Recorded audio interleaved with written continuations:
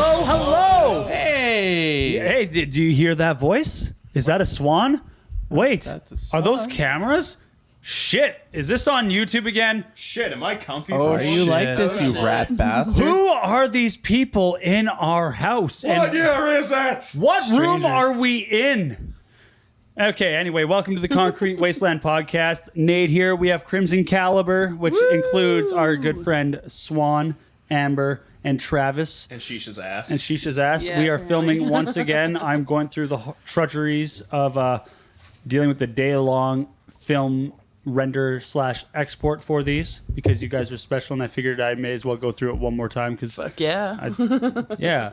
And we're in our living room because we figured this is a lot nicer than cramming everyone into the control room downstairs. Precisely. Probably a And good It's still idea. without shame. yeah, everyone has couches. We have a bunch of comfortable. show posters that everyone here has either attended a good chunk of or played in some way, shape, or form. Oh, there's so many. Cats. Yeah. So, you know, if we ever need a subject to start up on, I'm pretty sure we can just like point at a random poster and be like, tell us about that. And someone will be like, it was, Yeah. Oh, I There's- remember that one. yeah. There's some stories Right, out dead there. smack Either in you the middle remember of it or you Zed don't Fest with remember So it. many Right? stories. Oh, God. Oodles with stories. I don't remember most of them. Like oodles. Oodles and boodles and goodles. As the resident stoner in the scene, and I get everyone else smokes Weird weed, and flex. some probably smoke more weed than I, but I'm the sound tech that runs around with his head cut off. I'm surprised how much of these shows I remember once it's brought up.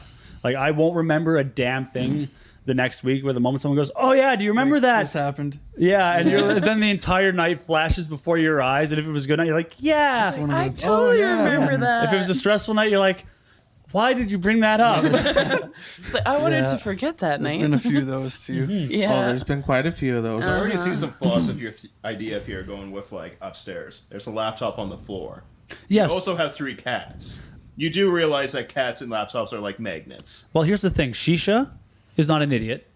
I have faith He in is him. a troll, also he acts like an idiot. Although He's a bastard. I'm worried about using the cat house as a little kind of prop for. He might join He the might- camera. Yeah, so May not be camera an 2 idiot, might but he have is a some troll. cat. He is a troll. Yeah. A lot of cat problems. But you know, hey, let's be honest. Don't you enjoy sitting in the lazy boy? This is a lot more comfortable. You always get a comfy chair. Get fucked. No, he's absolutely right. He's always the comfy one. No complaints over there. Yeah, no complaints. So Guys, my ass is too comfy. Imagine a few hours downstairs sitting on that bed doing fucking bass tracking. Oh, just try to in make your a back, record. My and back Try you're to is make just a like, record, oh my period. God. Yeah. I want to actually be able to sit up straight. okay, with that though, what was more comfortable, recording album 1 or recording album 2 setting wise? Album 2. Probably two. Yeah. Yeah, that's what I was Yeah. hoping. I have no Yeah. frame of reference on this. Yeah, Well, go no, for, you no, you don't. don't. You weren't. You know, you got a little bit. Just You because maybe the setup maybe advanced a little bit. Yeah. yeah. Well, that was the game. The goal between setups 1 and 2 was getting all the things that didn't need to be in the big room out of the big room because Yes. it was a bit much when Sean was tracking drums and we were all sitting there and he's like, "How did that sound?" And we're all like, My ears. "That was great. Let's listen to it with the click again." right. Nate, your nose is bleeding. You're twitching like you're about to Caesar up. What is wrong? See, the plus side to that is, and I took them all off YouTube, but I like saved them and have them on my hard drive because I got rid of a bunch of stuff on the Octave you pull a Studios Ruben? YouTube page. You pulled no, a Ruben? moving everything from one channel to another because I can't do both. Like Yeah. trying to be like, I'm Nate and this is my studio. That's too hard. It's like, I'm Nate and I also do studio stuff. That's easier to do. Yes. That's a lot easier. Oh, sorry. I thought this was after like Glenn gave you the unpainful. No, the painful no. truth We from are- God's we'll- word mouth himself. We'll get to that story later. 'Cause the- Guitars are loud. Yeah, the guitars are really loud. Yeah, oh man, we'll get to that later because Then we have Nate. because that's kind of because it's funny on two ends because you have my faults and then we also have a lesson that we learn on top of it. So you know, little A and little B, and now I can. It's always good to learn. I a forgot lesson. what I was going to talk about now because of the cool. What was I talking about right before that, Sean? Yeah, your rambling's biting you in the ass right now. Get No, you fucked. interrupted me right when I was about to make a point on something. Yeah, that's my personality too. Yeah. Fuck. Anyway, yeah. So metronome, death. Ooh, like I'm good. Yeah, you really did. You threw me for well. When it comes to Caliber, we've spent so much time together.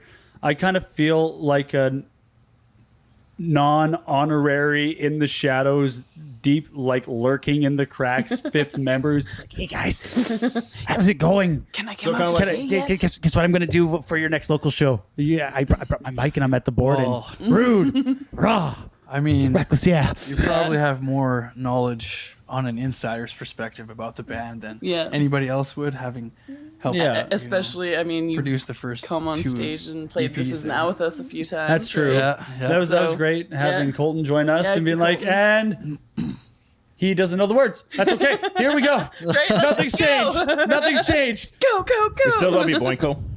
We love It you. went really Well, well. if I didn't Everybody notice, loved then- it. It was So. a great time. Well, that's the Right? beauty of playing covers, especially of songs like maybe you really like. Not everyone really knows it. They're just stoked that you're stoked on playing it. So if they know the chorus or if they've heard you play once or twice, it's like, oh yeah, Yeah. we know what to say now. This is now. But you only have like you only ever have like the 5 guys that are like hardcore Yeah. fans of whatever band you're covering, going like, Like, I know the song. At the Yeah. same time, yeah. I find the best metal covers is when they cover like either pop songs, ballads, or just soft songs. For Or- example, Chodo Bodum and Oops, I Did It Again. 10 out of Yeah. fucking 10. It's cringy because it's that good. I Yeah, love but it. their cover of Reckless- Aces High by Maiden is way Reckless better. Heroes, Power Rangers.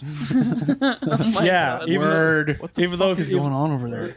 Cats are just Yeah. losing their fucking minds. When we were in Calgary, actually, at our last show, we were just about to play Nuke the Cross, and the guy in the audience was wearing a Toxic Holocaust shirt. He Yeah. was super stoked. That's The funny oh, thing is, I yeah. actually met That's- that guy at Loud as Hell. Yeah. He's like, I know you. I'm like, I saw his face. I was like, oh yeah, I do know you. This is a behemoth of a man. Yeah, dude. he was He was a- huge. He was just like wearing Big this top. We were native- like, big sweet. native Good old Viking. gentleman. If you like His being a mosh His body was like mosh literally a triangle. Yeah. Like an upside down triangle. And that was his body. Hey, I see those Damn. type of guys in the Monomarth. Cool guys. Don't want to be in the mosh pit with them, but cool guys. Great Vikings. That mosh pit was insane. I watched some guy like headbutt his like the table. He was on the ground. That must have been They what picked knocked him my up, Caesar and they were over. like, "Man, are you okay? Are you okay?" And he was like, "Yeah, I'm good." And he just goes back in the pit, and I was just like, like, "This is why I do not go in the this guy's pit. so concussed, You he guys can't are feel right. shit You guys right are now." fucking crazy." oh my goodness, that's Yeah. I love the shows That that pit happen. was Yeah, a war oh my fucking God. zone. It was. I I was. People were getting While we were flown playing, into the people- stage and everything. Like There it was no crazy. respite. There was no The Blind breaks. Beggar Pub is actually a nice. It's a great It's venue. quite a nice It's a bar. beggar It's is an nice. English pub.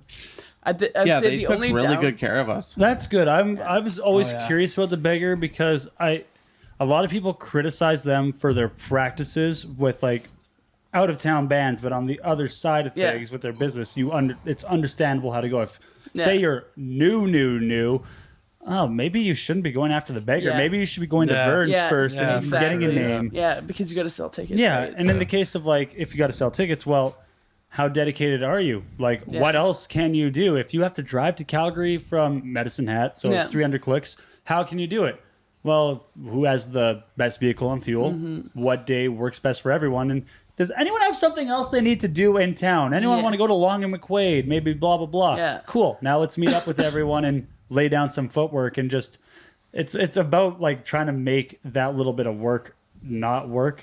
Because Yeah. it turns into like a band bonding trip where you're going, hell, maybe you go to Calgary to catch a show and you're like, fuck it, let's go early in the morning and Mm-hmm. get some stuff done because we have to sell tickets for the beggar. Well, we were pretty excited because, like, at first it was like, oh, sweet, we're going to have a hotel right across the street from the venue. And we were pumped. We were like, sweet, meet Sean and Carly Don't at let the your hotel. drummer We're book like, your hotel we're room. like, yeah. Oh. And they're like, you guys don't have a reservation here. We're like, what? So he calls, well, and it ended up being like a whoever it 25-minute was, I drive don't know. away from the venue. Instead of it being on McLeod Trail, it was on the Which Banff, was like- Banff Trail. Yeah.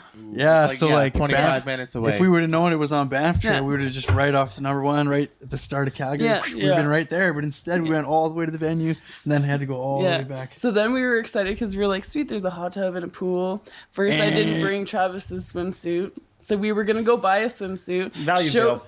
So then we showed up at the Just hotel. rock the ginch. It was all under construction. Couldn't even use it. Yeah. Oh. So Yeah. we were looking forward to the hot tub. That obviously was kiboshed Yeah. when we saw the fucking Yeah. construction maintenance signs See, up on the pool. This is why I want to hit up my buddy Mikey next time I go to Calgary for a show. Be like, hey, how's your hot tub doing? You and any of the boys of Citizen Rage want to get together, but want to let us crash there? Why? Got a hot I want tub. a hot tub. I want your hot tub. You know you have to be naked in it. I don't care. It's a hot tub. I'm comfortable with my sexuality, and I I love was like, you know If what? that's the rule, I don't think I want to sit in that hot tub. He cleans it on the regular, but it's very much he and his wife are very like not like far left full ideology, but Yeah. they're very open Yeah. with them. So like they don't give two fucks, and you They're really gonna sit there naked whether you like it or not. yeah, and you really get that from Mikey too, especially if you've seen Citizen Rage play. Like he's a weird bass player. I love him, and every time I run into him, he reminds me of like a thinner, younger, smaller Justin Shadows. That man. That man. You and your gin. Yep. Yep. Yeah. So what? You guys just played a show last week, didn't you? Nathaniel. I know. What I'm is a your computer doing? Yes, we Dude, I did. don't have authentic windows on this Yeah. thing because Yes, don't we trust the did. laptop. Was that laptop last week depot. or the? Oh, it was a couple weeks I ago. think it was like 2 weeks ago. Yeah, tell us Yeah. about that while I go and fix that. Well, we Alright. just briefly mentioned it. It was at the Blind Beggar Oh, Pub. I'm Yeah. pretty- And it was in oh, Calgary. oh. Yeah. did you do? Chaos. Well, what did we? Chaos being open the night off. Yeah. Okay. Oh, it's Magneto. We That's had- what you played with. Megiddo? Megiddo. Yeah, they were the headliner of the show. They were pretty good. Yeah, they were. Yeah, we. I always enjoyed. Actually, I thought it was really cool because like out of all the shows that we've ever played, I don't think I've ever experienced a moment where all the bands get called back into like Oh, the yeah. waiting area, and then you stand there and you have like this little powwow, like a little powwow with the sound guy. with the sound guy and / promoter, right? So he tells you what's happening, what time you're going on, what everybody's roles are. Like the rules. And like he gave us all shots too, like a fireball. Yeah, he had a tray Yeah. full of shots that he brought back. Everybody got one. Yeah. Some people got more than one. Yeah, but it was really Yeah, I took two because after there was leftovers after Yeah, the there was- rotation went around, and then Sean and I took them. yeah. There was a few people that didn't want Taking it. one for the team, exactly. Yeah. I was good with just one Yeah, I was good fireball with just shot. one. Well, it helped. Fireworks too good. That was the first time I've ever played the Incendiary Suicide solo properly. Yeah. Good for you. Fireball. The power. How'd it feel playing through a half stack with your pedal? Like it just chugged 2 shots of fireball. I was having input issues, so I was really pissed off the whole time. Oh, But well, I didn't know. yeah, it just kept cutting in and out in my stage your monitor. guitar. Yeah, my guitar. But when it was on, holy Christ, that We probably Savage didn't give you drive. much of Sean in your monitor if he had separate monitor feeds. Yeah. Well, I didn't notice a thing. I didn't even notice I didn't even notice he was frustrated or anything. the one thing I mean, that I was busy, so. the sound guy said there, they wanted quality over the loudness. Over quantity. So Yeah. they don't like it's a really clear sound and it's not like super loud. So like they try not to bring too much of things into the monitors. It's like the Royal Jam, essentially. Yeah, so it's the best way I can explain it, right? So like I wanted more bass, but he wasn't. Like I got more bass, but I wasn't gonna get much more out of it. So just kind of dealt with it. Welcome to Nate's Coffee and Cough. Sorry, I just had Or Crimson Caliber. I just had a fresh hoot with the downside to fresh packs of smokes. You shouldn't do it. Don't. Well, yeah, vomit. don't smoke yachts. Period. Yeah. Don't smoke yachts. But the worst part about it is if you use a fresh smoke, it's like still moist. Oh an yeah, extent. yeah. Or reason why you shouldn't do it. Because no one likes it moist. But it's really funny actually, because hearing that it's a bit like the Royal Jam because Sean will actually kind of kick me a bit and be like, "Motherfucker, I told you." Now does this mean we're going to start going there more? I met with the Friends of the Monarch earlier today, Oh yeah. and they're putting on a Battle of the Bands the week before I'm doing my revision of Alternative Waves. Speaking of which, by the time this podcast airs, the Alt Waves 2019 submissions should be open. If not, I'm spoiling it and letting y'all know that festival's happening again. I don't know when the deadline is. It'll be on the website link. I'll put all that shit in the description and all that That's fun stuff. awesome. How did we not know Bobbity anything about boopy. this? I've been keeping it under wraps. It's so been now- a secret. It's been a well-kept secret. Yes. You must have Well not done. told Crucial, or Crucial just kept it a really good secret. Actually, I just told Crucial today that I want him to be one of my main 4 guys. Right now, I had Tyler and Chandler involved. That's why I He's in bring the back inner the circle. That's why I'm bringing back the alt waves kind of thing, because I had their support. But they want to more so be silent partners in the sense of they'll help here and there, but bulk of it comes on me, which makes sense. It's my idea, but I reached out for help for a reason because I can't do this on my own. Yeah, it's a lot of work. And Sean and I were having a conversation the other day about a certain local promoter who will not be named because there's still a chance that maybe he won't be a little tarred. It's bad taste to name any individual. Exactly. It's just if I do name drop someone, I'd rather name drop them for a positive thing.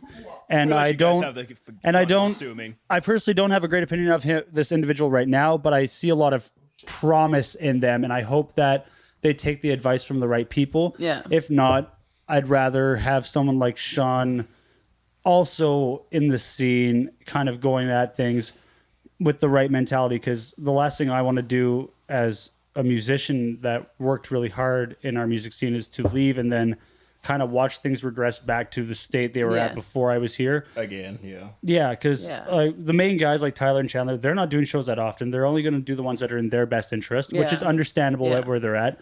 The other individual seems like he's more for his self-interest. And as someone who's not in a band, that's really bad when your ego is the main play in being a promoter. Yeah.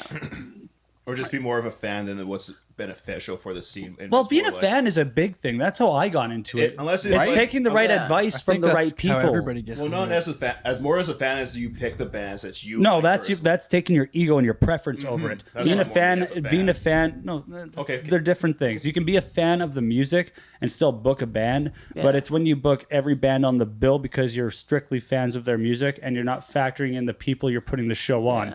And that's what I mean. You can be a fan booking it, but you cannot think about yourself in the premise of the show. Yeah, you can't be like, okay, you know what? I don't like their music, so I'm never gonna book them. Because guess what? You could be screwing yourself with potential people coming to more of your shows. Yeah, and making more you money don't as a wanna promoter, alienate right? Like you don't want to do a that. good portion of your audience. No, and you guys know this because you guys have been my backup band, which on one hand, thank you. On the other hand, you Oh my probably God, should have said hey? fucking no once or Right. twice. Like, I appreciate it, but on the other hand, you know, like, This year's different, okay? yeah. We said no. We said no. I one only time. did 4 shows this year, yet somehow you've still managed to double that on me. So it's like, fuck. But with that, huge thank you, because you guys did save my ass a lot. But you guys know through my events, I'm very multi-genre. Like, you will be my thrash band for the night, because Well, exactly, yeah. I want to bring in more people. And I'm usually like if we look at the most recent one you guys filled in for me back in September, Yeah, the headlining band was not one where I had a very good opinion of them to Yeah. begin with. The King Magnus, And yeah. a few other bands, like I do really like Balrogath. Yeah, they were really good. they I were was, really I've good. never Really heard good. of them before, and I was like, wow. Yeah, and that's because I gave them a chance, because Chris's other band did really well here while they were active. So it makes sense to bring his new project in. Yeah. You guys as a local act are great. And then the FA, they're an underground grunge act that Yeah, I've never we've heard seen. of them before. I've seen them twice. Once, I think you hadn't seen them. Matt and I had gone and seen them with, was it Cesar? Yes, we went and saw him with Cesar at a basement show, and I had him in the basement here just to do a live, like, off the cuff hour demo. Yeah. And it was like, well, fuck, I'll give him. I know Jaden, his dad was my guitar instructor. I know Nick, his brother, and his dad are wicked people at Evangelist Music. Yeah, I've Yeah. known Jaden for quite some time. Yeah, and Ryland, it's cool seeing him in it. Like, I get that. Like, he's fresh into it. He's the youngest of all of those Howard kids, Yeah. so it was really weird seeing like the young blood. But like, again, you had some weird classic rock band. You had a prog Opeth-ish power metal band, Progressive folk. a thrash metal band, and a grunge band. Yeah, an old school Yeah, metal. that's good And the shit. one before that, we got Argyrium, Deadlights, Toki, and the Green Bones. That's And- extreme thrash. Even the one before that was even the This mix up too. Hero was actually- like what, a doom metal, And then you got Zanny actually Calvin. ended up replacing Green Bones because they couldn't make it. The show that we played with Spit in the that Sin, is that right. was a pretty cool show. I believe that's the one we You know- said no to. The Yes, you did. You guys did say Yes, no, yes. and that's Algerium Yes. requested you guys. Yeah, and we were like, no. yeah, But we wanted We to. must put our foot We down. wanted to, but But we why were this no. I tried really hard to take it to it. I was Of like, course it "Come was you. on." Of course it was we you said- batting the we pretty said our eyes. last- Last We're not show, available like that 2 night. shows go. But I remember where I was going before I segued into that. Was talking about all waves, but yeah. But I want Sean to learn that there needs to be a group. It needs to be. I was talking to Cesar. It can't be one person the way I've done it, the way Chandler's done it, the way Vannon did it, the way Tyler did it. It needs to be 4 or 5 good core people working on these on a regular basis, pooling resources. Because like Sean said this to me, and I actually almost teared up because it made me kind of reflect on not so much my standing in the scene, but just how little people really understand what goes on. He's like, oh, I could easily afford doing that now. I make so much more money than you did when you were doing this. And I'm like, yeah, I literally put myself through the fucking food bank to put shows on for this scene. I was unable to pay bills because I was more occupied on entertaining people and giving us everyone here a fucking chance. Yet I'm an egotistical asshole to a lot of people. Well, you know what? Like, a lot of people don't know this, but me and Trav, when we were DJs, we were promoters. Yeah. And we know the struggle. Like, we brought Fat Pat down from Calgary, right? Fuck, like, that yeah. was a sick show. We didn't Shambhala make headliner. anything. No. We paid a lot out of pocket, but it was such a sweet show. And It's like the King Mammoth show. I felt so bad when Travis came up to me. He was like, so do we get a guarantee? I'm like, not this time. I feel really bad uttering that phrase right now, but I'm about to take the last of my money to just pay the rest of this. I'm sorry. He's like, it's okay. There's only like 15, 20 people here. I just more so wanted to ask to see if it was okay. yeah. Thank you for not hating me. I'm sorry I failed you. And speaking of failing bands, this is a shout out to Remembrance from Finland. It took 2 goddamn months, and I am sorry. We are finally gonna play your song, Tranquility Part 1.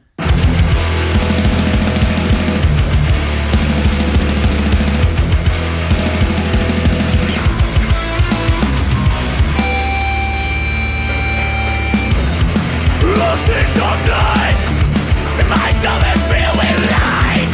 Unflattering, although this dance is for the brain. I struggle the pain away, it made me undone. I'm bare with brain. All this was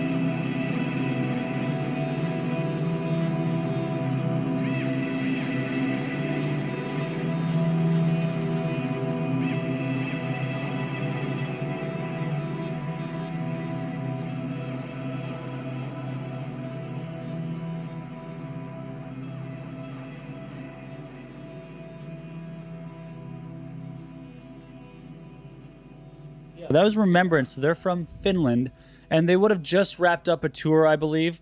Again, guys, I do apologize. I meant to get you on sooner, but I'm going to be honest. January was one fucking hell of a month, and I can't believe it's already almost midway through February.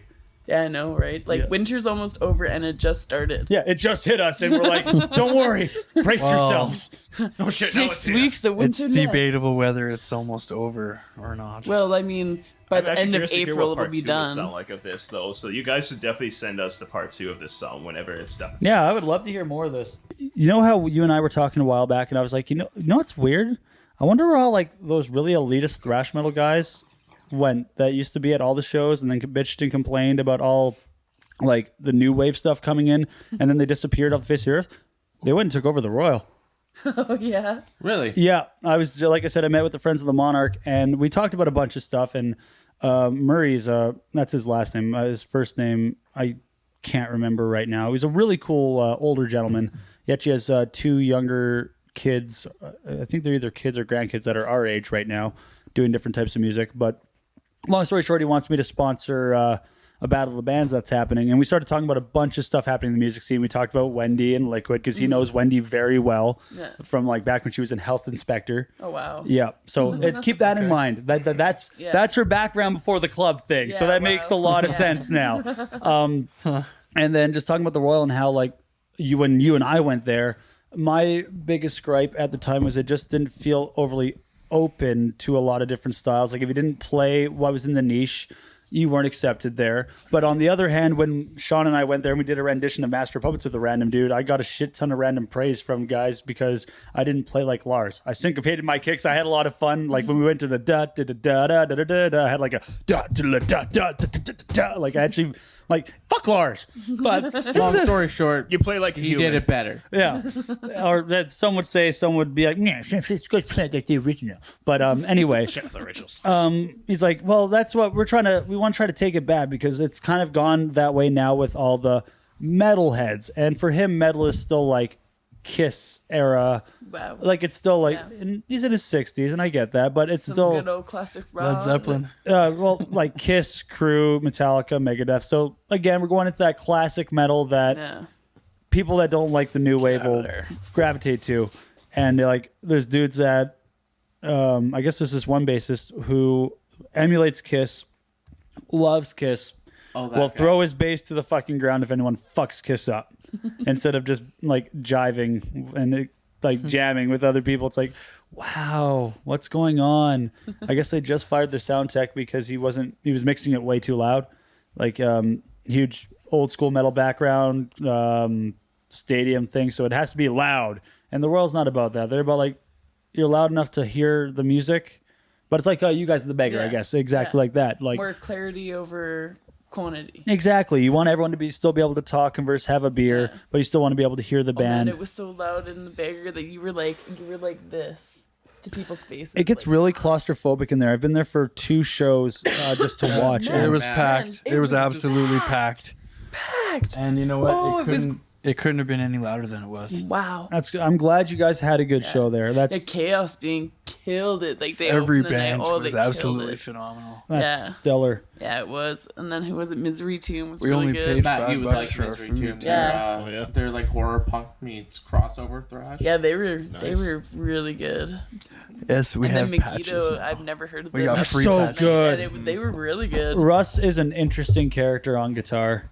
He's a really cool dude. When I first saw him, his old band False Flag came through, and I want to say he did guitar and vocals then too, because I don't know if you remember this, Bill. This was the bill that, shit, Holla made a good bill. Worst fucking day. Not a local band on it. No fucking draw, because the only people that knew the bands were the ones that saw him at Medicine Hat Metal Fest. Like Out of the Ruins, False Flag, Leave the Living.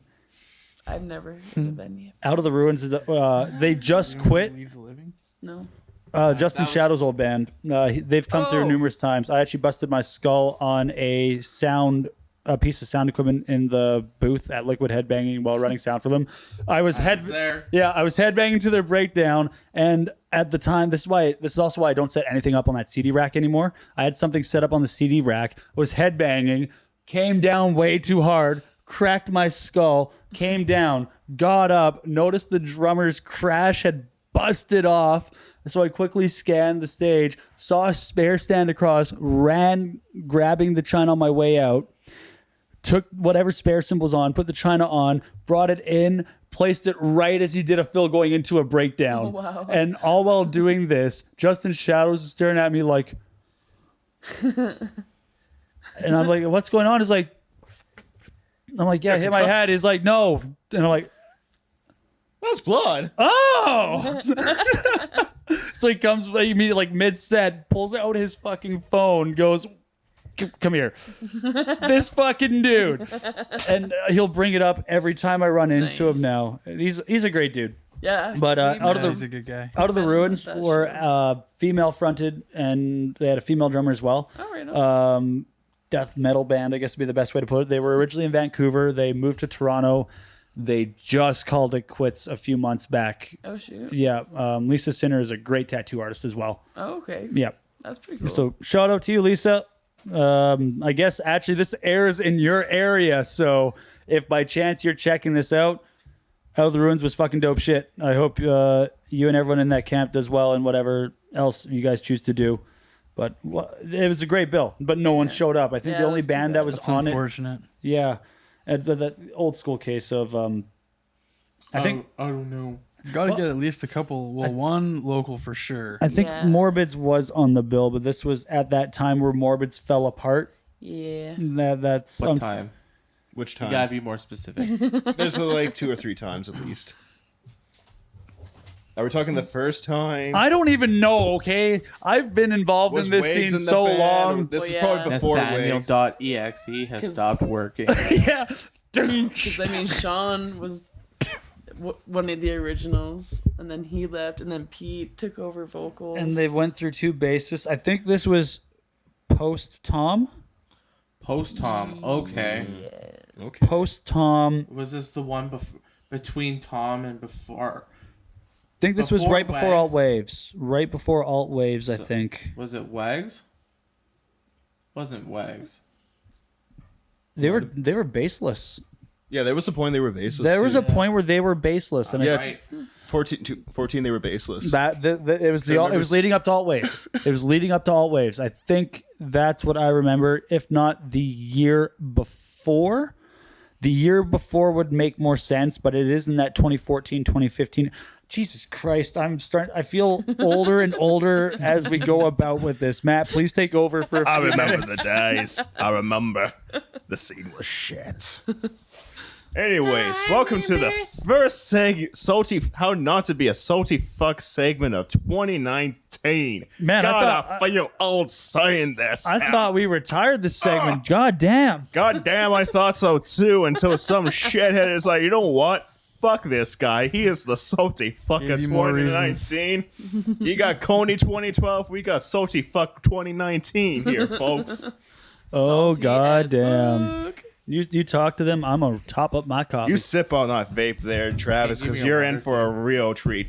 Since we're talking about what killed the thrash metal scene, let's talk about new metal and our favorite band, Korn.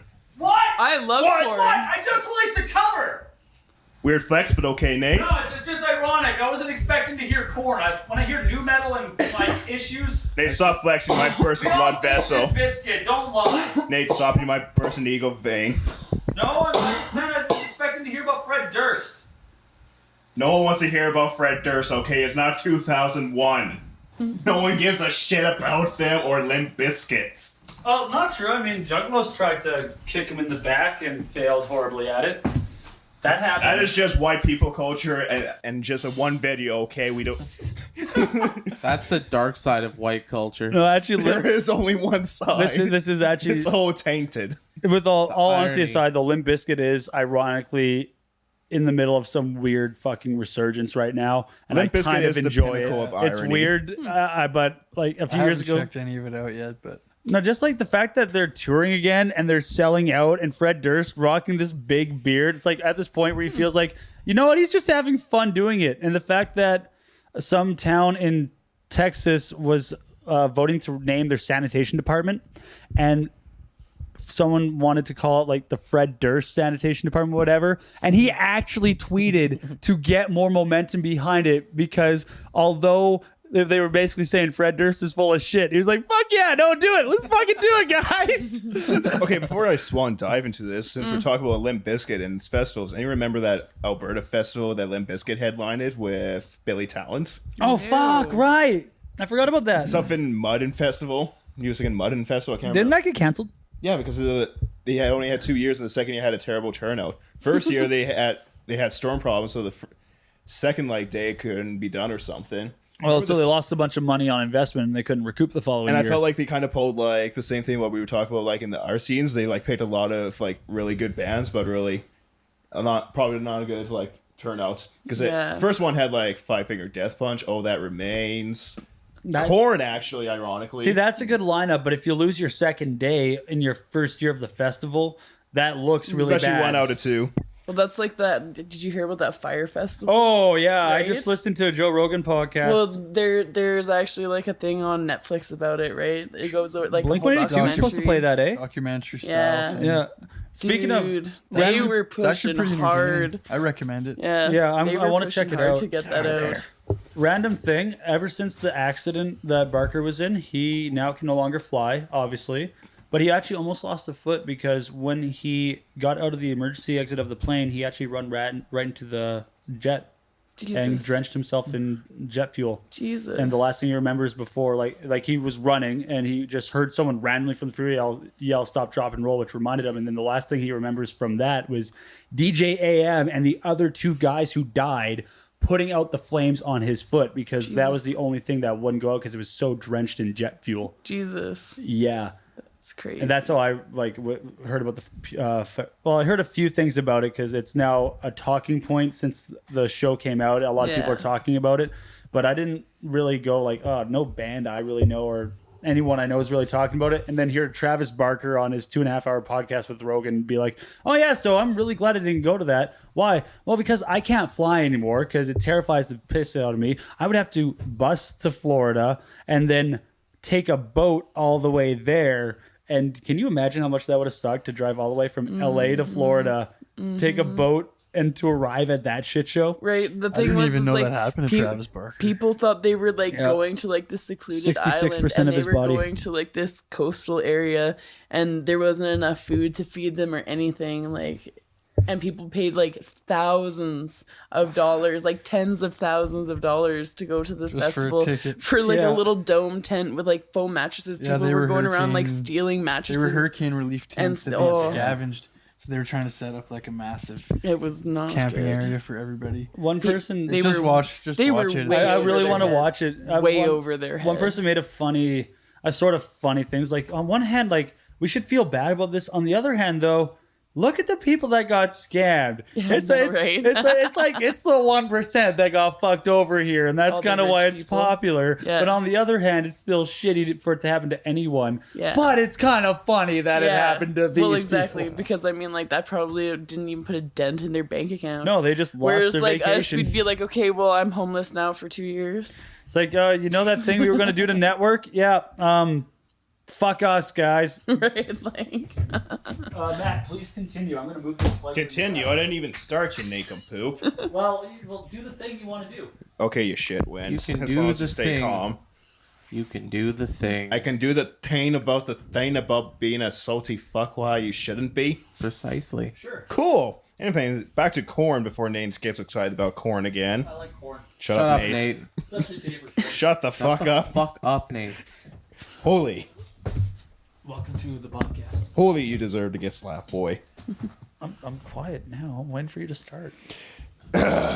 Korn suing ex-drummer David Silveria over massive royalty disputes. Oh, that's right. He broke. Nate. No. Bad boy, Nate. I'm more so asking because I've heard the story. Did Sounds he? like you're foreshadowing. I think I might be, but this will lead into it. I hear was there not a lawsuit that may or may not have been settled, but certain terms had been. I don't know. You probably have the information on which terms were breached, but were terms breached, which are what's leading to what you're talking about? Okay. Because I just remember I had heard something about this, so I just wanted to know. That's a fair point, Nate. Thank you. But quiet. Okay, I'll shut up now. David Severia has become quite the candy for the first salty fucker to be talked about on the Concrete Wasteland here on 29C.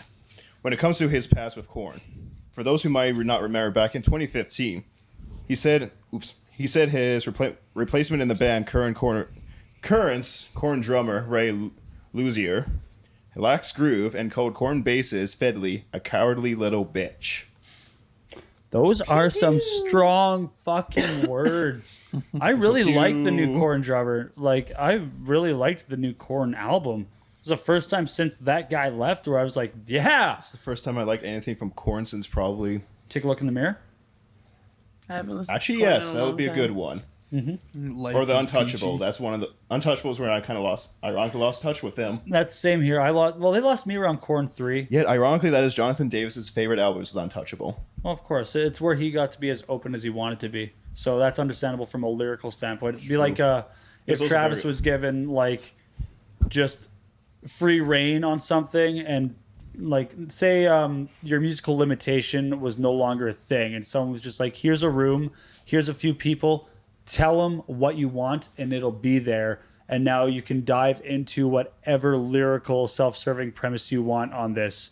That I can see like why that would be personally fulfilling to a higher level, if that makes sense. I don't know if Travis could agree, because it's not in no way like talking shade at all. But if you were like, I guess any limitations were removed from you and someone gave you the opportunity to be like, hey, no boundaries, none, just fucking go at it.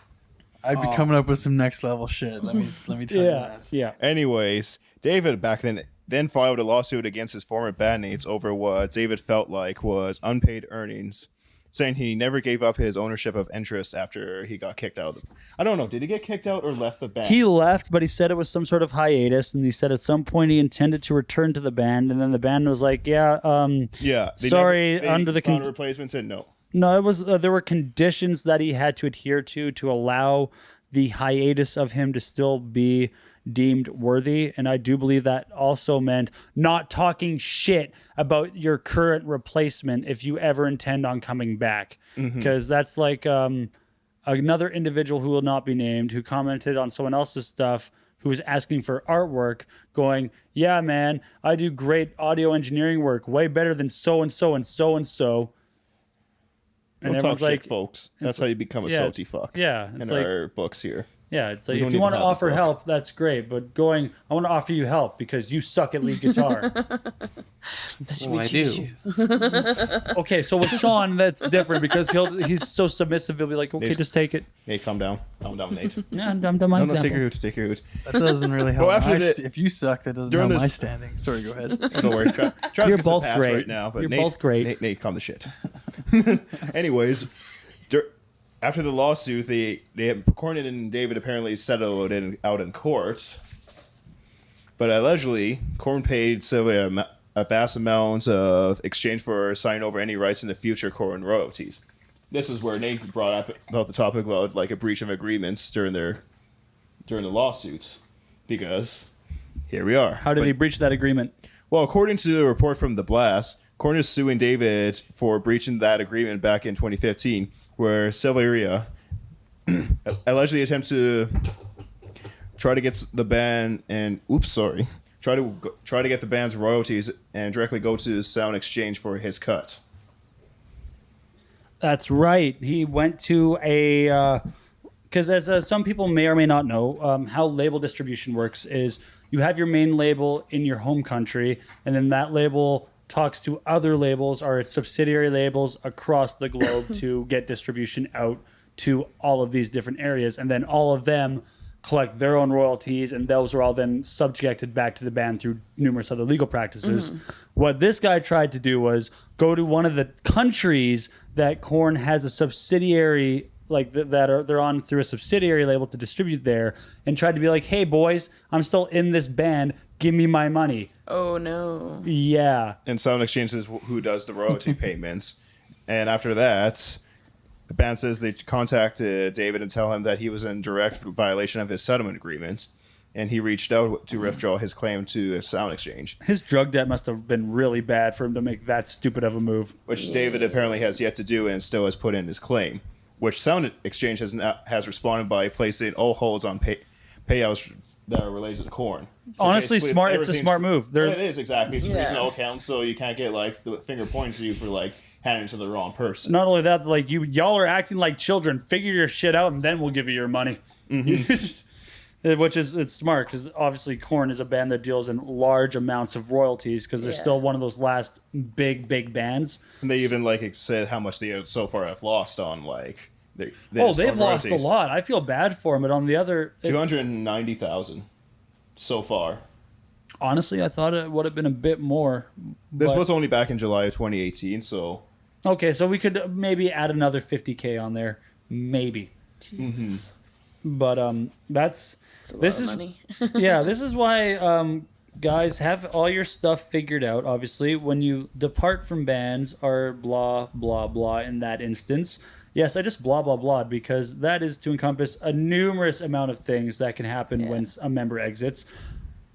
Make sure if it's not at least positive that you leave on some amicable terms and you have something figured out. If you were a long-standing member, like That's like give closure. yeah. You know? Like don't be like, okay, we're just kicking you out of the band just cause and we're not gonna tell you why, so just leave. yeah, It's like give them closure so that way, 10 years down the road when you've just discouraged them from playing ever again, right? They're never playing live or whatever, Yeah. right? And then it's just like give them that closure that they need to know why. yeah. Figure your shit out too. Like the royalty aspect of it. I know that's a shitty business end of it, but if say Crimson Caliber were to go on for 6 more years, do say 2 full lengths in an EP, just and Sean then randomly decided, either Sean, whether McLean or Crucial, one of them decided, okay, I'm out of the band now. One thing me and Travis always talked about, like me and him were the ones that founded the band, we're the ones that started the band. Yeah.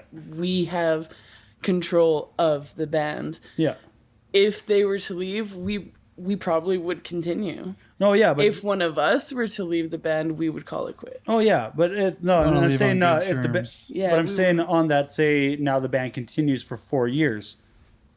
You are still the types that would understand on a business and respect aspect of what the band was for those 6 years with those Yeah. members.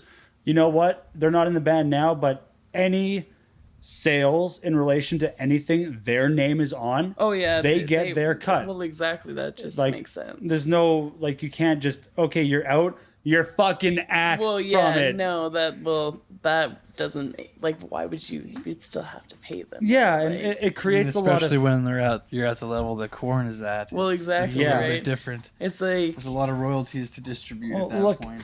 and I know either band. think I'll about bring like it. Megadeth, all their different members, all the royalties that they pay out to all those different people. Metallica, all the guys that make money off that first record. Mustaine, the original McGroovy, the old bass player, the old, McGovney. McGovney, the old guitarist, the Black League guitarist that they had way back when. All those guys that played on stage for the 30th anniversary, they still see their residual cut for their contribution. And some of them share contributions on the same songs because they evolved through the members, like going through there. One member came in, wrote the main lick, and then left, and then next member came in and they evolved the song. Both Yeah. members technically wrote it, so the writing credential got split up, but that's why I think I have the most respect out of, like, when it comes to classic bands, I have the most respect for Maiden and Metallica because they, on the business end, I feel handled everything almost as well as a band of those levels could. I mean, look at Maiden.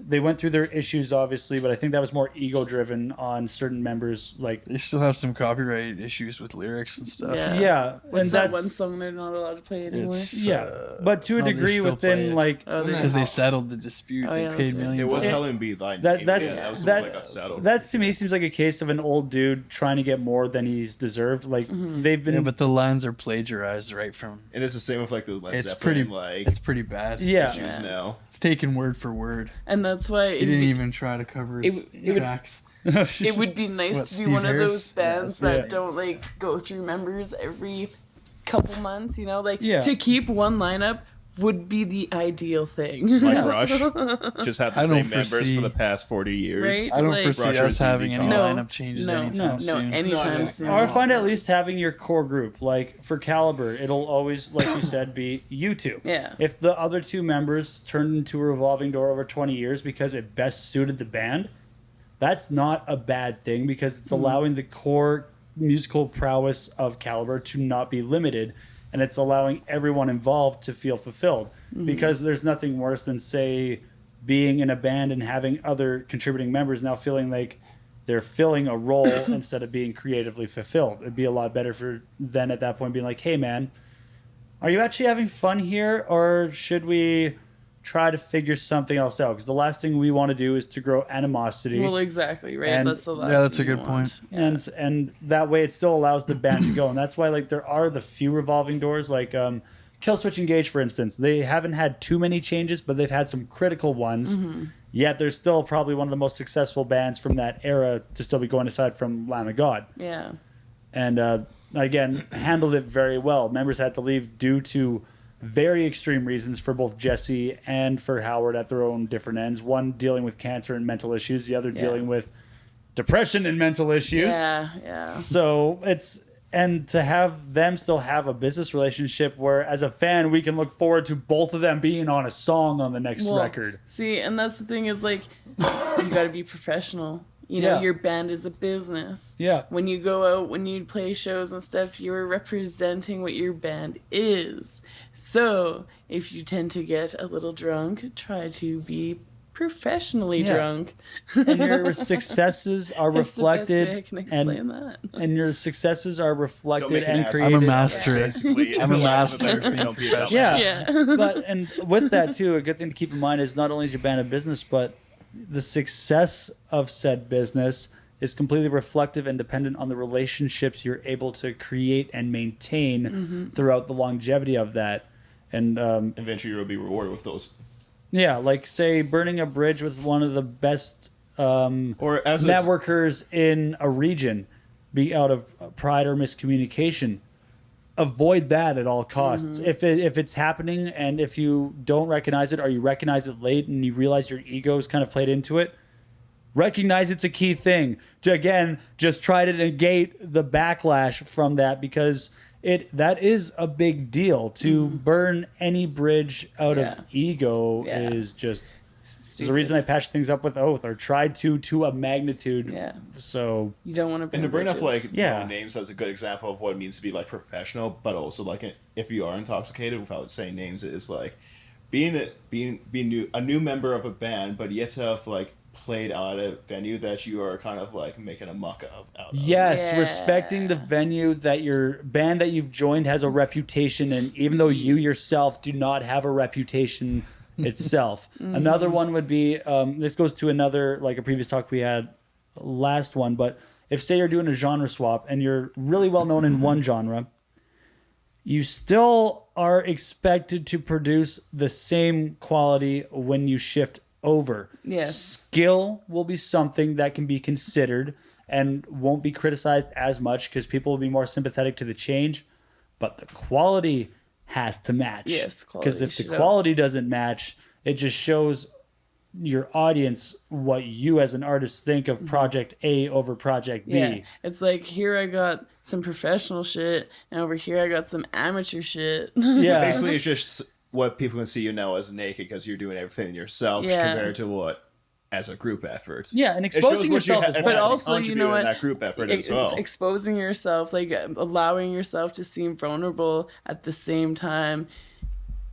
It's a good Whether thing. or you not don't- the music or whatever you're trying to go for is good, it's a people respect that. Yeah, but if you don't put in the time and effort that you would for that, if say in one project that you are passionate about and you put everything into, and then you go into another side venture and you try to really display like it's a really personal thing. Well, then you should put the same amount of Exactly. effort into it, And I think right? a good example of that in like the major music is Phil Collins and the emotion he put in, the effort he did with these Genesis. two with their EDM music also before true. they started Caliber he, again. he You DJ'd a just lot already- of I was in shows. the death metal band before that. Yeah, Well, you know what I mean? Like right? the jump. You went from your death metal to your electronica back to like this style of music. Yeah. But you, happens to everyone. when you It's did all it, good. yeah, when you We did all it, had you that threw it DJ all into it. phase. You threw everything you had into Well, it. exactly. Money, lots of money. Like, Oh. yeah, I mean, you're just like, okay, I'm gonna throw on these Oh, shows, we didn't. and then it's We like, didn't I'm just not waste that gonna. much money. Well, We it's did. We not did good. Not wasting. It was fun. I'm proud of what It I was did. so Modest. much fun. That's Taking the that good modest thing. role. yeah. I would not change that No time in regrets. our life for anything. No regrets. No, and that's I don't regret any of the shows I've done. I'm just stopped doing them to the same magnitude because I know I cannot go at that magnitude anymore. It's too much. And that again, though, if I had at that point in time had the 4 or 5 people like I said, Sean, maybe something a bit more long lasting and less stressful and less backbreaking could have been. But Yeah. like I was when Sean was asking me all these things, he's like, "I'm going to do it on my own," and I was like, "No." Promoting's a nightmare. Yeah, I was like, I "Do will you-" never do it again. Yeah. I will never do it again. The first message I sent him after I said Never. that was, "No." Why? Do you remember how I get the month leading up to any show, whether I'm playing or not? Now, do you remember how I am when I am playing one of those shows and we're a month into it? If you're going to do this, have a support group because I love you, man.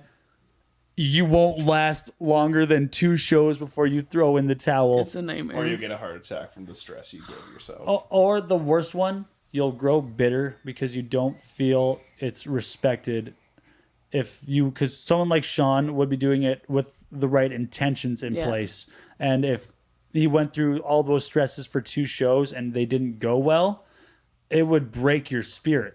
I know this because I've it's seen- broken mine. I've seen promoters get mad that nobody showed up at their shows, thrown chairs or, Okay, that well, we don't fall into that category. No, we but don't. no, But no. I've seen I've seen people it But too. we've been Yeah. disappointed. I've walked away from some DJ shows. This Yeah, is more or less what we're going through. I've walked away from 1 or 2 shows in the past 8 years wondering why the fuck I do it. Not so much because oh, no one came from my band, but being like there's nothing else happening tonight. Everyone's complaining about nothing to do. No one really cares. Like, why should I do it? And then some people will be like, "Oh, can you da da da?" And then it'll be like, "Oh, we'll try it again." And then everyone will show up and be Yeah. like, "Oh, okay, it was just a dud show. a fluke. Yeah. It happens. Yeah. It's the wave of how things go." And 4 shows later, back in that. yeah, and that's Yeah. what I mean by it's mentally trying because it will play on your emotions, especially if you are personally investing what you are working for into it, because you're gonna walk away. If you have a $200 float that you're walking away with, you're probably gonna not have that when you leave. Like, even if everyone walks in the door, you're probably gonna be like, "Well, sweet, I can pay the out of town bands, and well, I have my float here, and well, these guys were good, so you guys, fuck, if I don't pay you, I'm gonna feel like a jackass, and well, you helped with door, and honestly, it's been a long night, so you get that, and I gotta pay this, and this goes to Mike rental, and oh, gas money for the week. Fuck groceries. I don't need to eat. I have Mr. Noodle. And that's just one of the sacrifices you have unless you have a benefit to be able to do this plus working a full-time job at a high paying level, which will generally be rather physically demanding, which will mean, again, man, you're a fucking monster if you're doing that and then being a regular promoter at the same time. Yeah, no kidding. It's just... I have mad respect for the people that have the right intentions behind everything, and yeah, that's why I'm always blown away. Like when you guys bring up like you're passing the EDM and DJ scene, because it's one that I never really went to. It was never my thing, but you can definitely tell like with how you work as a band and can coordinate yourselves most of the time. Because there's always an excitement thing that happens. There's excitement that plays line into factors sometimes. I remember. Oh my goodness. I'm just amazed at what you are able to do, and I think after we go over this Plaguebringer song, we should maybe talk about your guys' history like pre-Caliber and your experiences as promoters and running that electric scene, and maybe the comparisons that you can see between the two, because I do feel we're getting at a point where everything is bridging on each other. I mean, let's look at modern rock. The guitar has been basically replaced. Don't get too excited right now, Nate. It's my turn now. Coming off. Yeah, the Plaguebringer track. I know. Oh wait, we didn't finish it? No, we didn't even talk about it. Oh my god, okay. I thought we talked about No, it. we No. fucking You were didn't. just starting to bring it up. My goodness, of course it's coming up right now. I couldn't. Okay, see bring from about over bring there. Plaguebringer Come on, up. man. Bring Plague. No, I meant like I thought we had finished talking about the salty fuck because we got to Yes, him. we are. Okay. it's Go. Big brainer now. No, Anyway, that's what I meant. I was going to let you introduce them, and then we were going to talk after the song about that stuff. Yeah. so right now. Anyways, folks, today, my pick of this episode is from Calgary, Alberta, Plaguebringer, who are about to release their new full-length album, which actually will be yeah. out by the time this episode airs, Diabolos. This is a melodic black and tech death band that fans of like In Flames, Carnifex, Black Dahlia Murder, Didn't we play Black Fat Dahlia UFO? Murder. and The Faceless would enjoy. The Faceless for sure. You can find their music on their website at www.plaguebringercanada.bakecartel.com, as well on Bandcamp at plaguebringercanada.bandcamp.com. This is the one, they just released a lyric video for this upcoming song. This song is called Curses from Plaguebringer.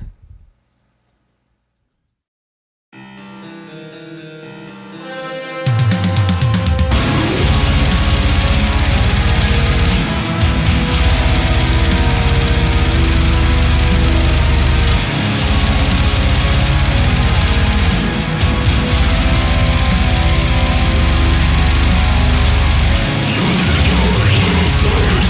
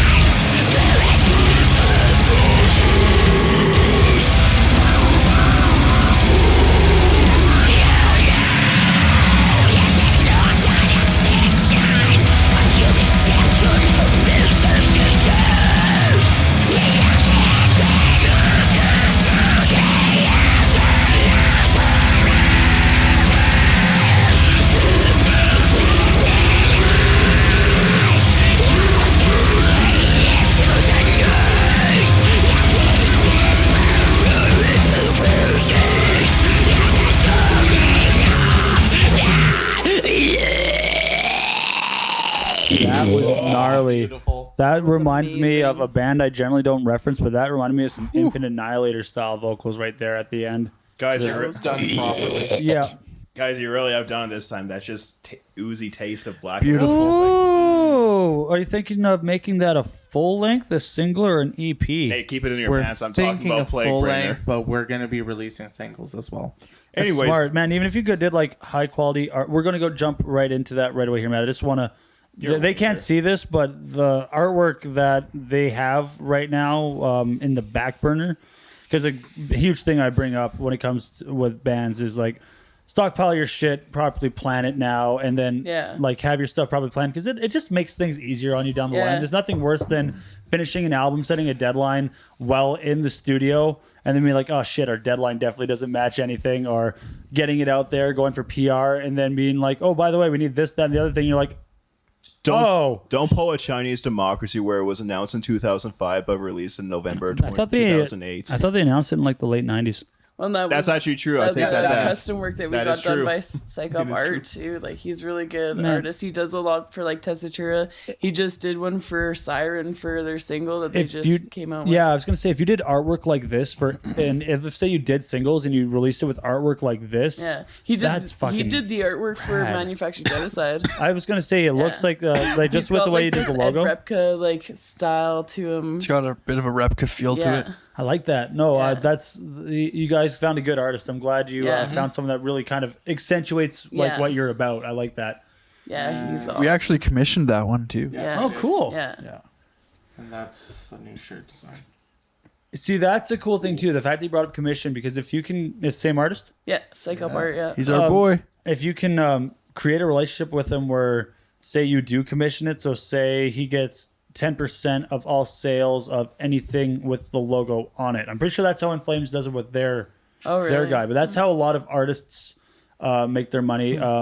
Some producers that maybe help produce bands do that on tracks, because then they'll be like, oh, I helped produce you, and now I'm going to ship you off to as many people I can and like actually try to maybe get this on a few things here and there. But because I have some songwriting credits, I just like want 10% of whatever you make off that song because of X, Y, and Z.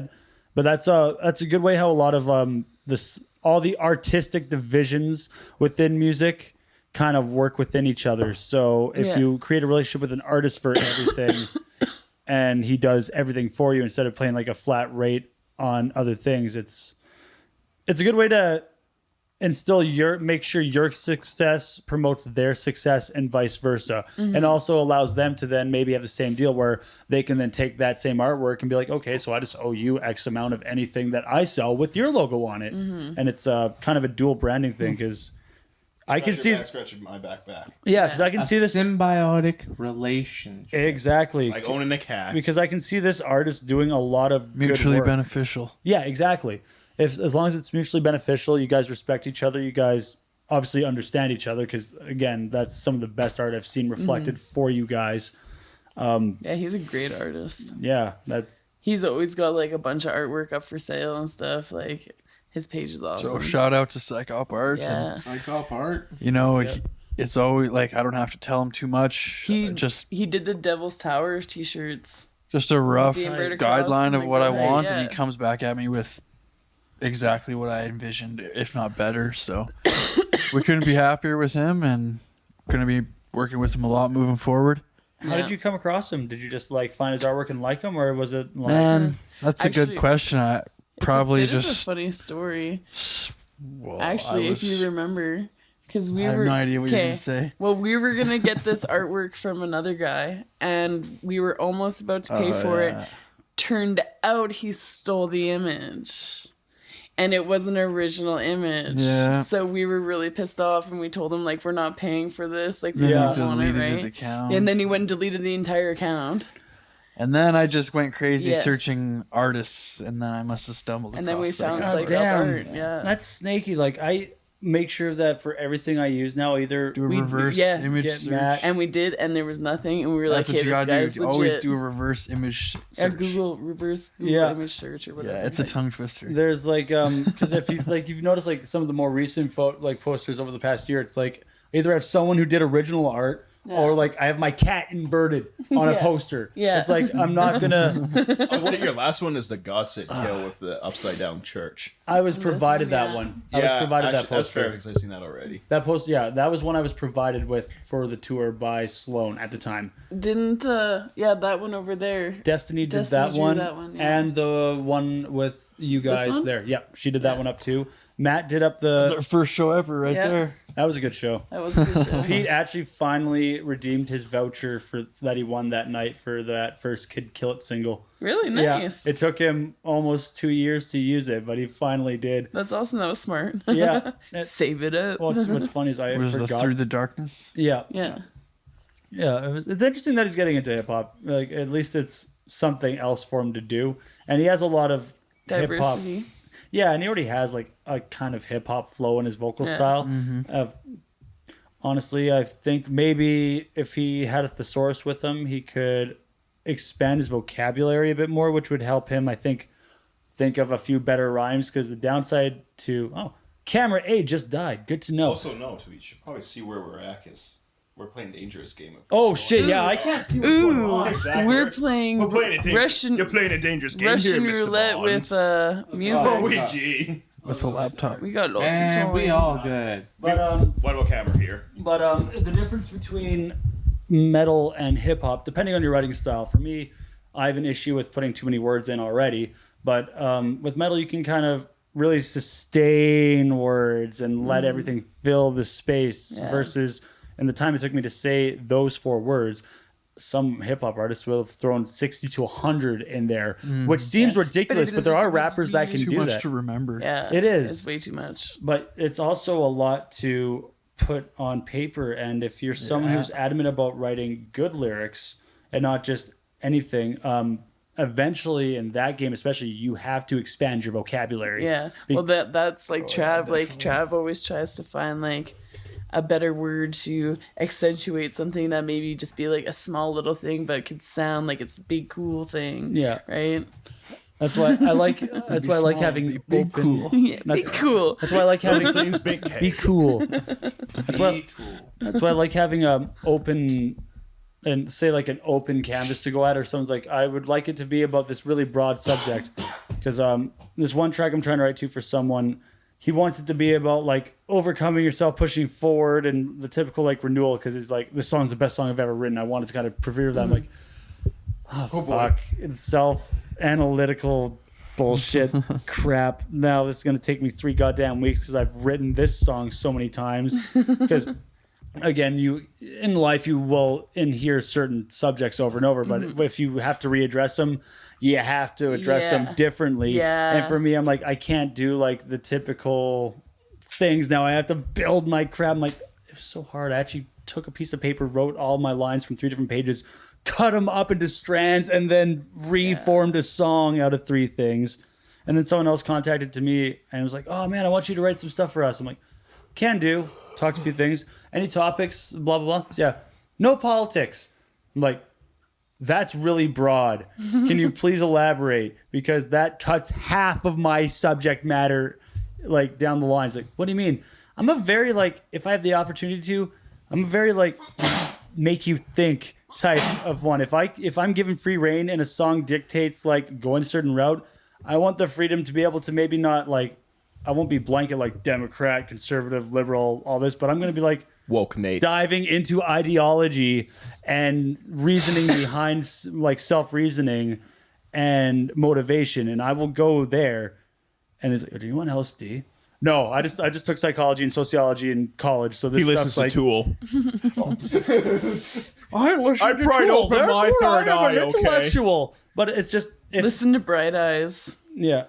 Well, first I said I'm a very RATM inspired vocalist. He's like, who's RATM? Rage Against the Machine. I'm a political scientist. Yeah, it's like Got my degree in Megadeth. and see, and that's another like band. Like I feel politics, it deals with so much more than politics, as politics does in real life. If you want to dissect it, politics is everything because it controls every aspect of what you do. Whether a line I threw at my sister when she didn't give a fuck was, it doesn't matter if you don't give a fuck about politics. You can't bitch if you don't vote. Yeah, it controls. Politics doesn't give a fuck about you. Yeah, Yeah, exactly. exactly. Oh no, politics gives every fuck about you. Well. Its entire goal is to play you into going down a certain ideological road. Once And they got your vote, they don't give a fuck about you. the not having your vote's almost the best way to do it. Then, especially in a democracy, to dismantle the democracy by showing the people don't have faith in it allows it to disintegrate. Well, it's like if you don't vote, it's like a double vote for the person you're trying not to vote for. Exactly. Yeah. That's why, like, I do believe in democracies. The day of voting should be a national holiday where everyone has to vote. There should be like a penalty on your tax for not voting in a democracy, just to like make people like really understand, because it is a privilege. Yeah. It is a huge privilege to be able to vote for your leader, whether you believe in the political system you're in, whether you believe it's corrupt one way or another. Yeah. It's there in place for the people to fix it and govern as they see fit in their regions. You just have to understand that, like any other human-made structure, it's not perfect. It has its flaws, and only by participating in it and having everyone be educated in it can go into it. But again, that's going way too far, but it just encompasses a lot in life. And by removing that from, say, lyrical structure, you can't dive into a lot of complex topics, because to touch on a complex topic to someone is to be political to another. Mm-hmm. Because if I don't agree with your complex topic, we're now getting into the political spectrum of now you're making me think about this thing because of it. That's why you got to try to be biased about it. Yeah, and that's why if you're gonna have an actual conversation with somebody who's on the opposite side of you, you can't look at them as they're wrong, because who's to say either of you are wrong? Yeah, you both mean well. You both want what's best for you, your family, your country, your comrades. You just have different ideologies around how to do it. And in song, I feel the best way to really go about that is to allow yourself to make the listener think. A feeling is a big thing. To not have feel in a song is, I think, like horrible. You need feeling in there, but there also has to be something thought-provoking within that to give the music substance within itself. It's again, a Tool reference was very key on that, because that's how Maynard goes about writing his things. But I feel it is the best way for lyricists. I know Travis is sort of the same way too, where it has to ebb and flow with the music and the point that you're trying to make, whether you make it for yourself or whether you just want someone else to think of their own point to take away from it. It still has to all flow within itself and feel natural. And if it doesn't make you think to a level, it almost feels like you not cheated, but half-assed it, or didn't put your all into it. Because if you can't think about the words that you're putting on there, are they just going to... Actually, that's kind of like on our first album, Red Dawn Rising. Like, I kind of wrote the idea behind Deception, actually. Like, when I wrote it, it was called Silent Killer.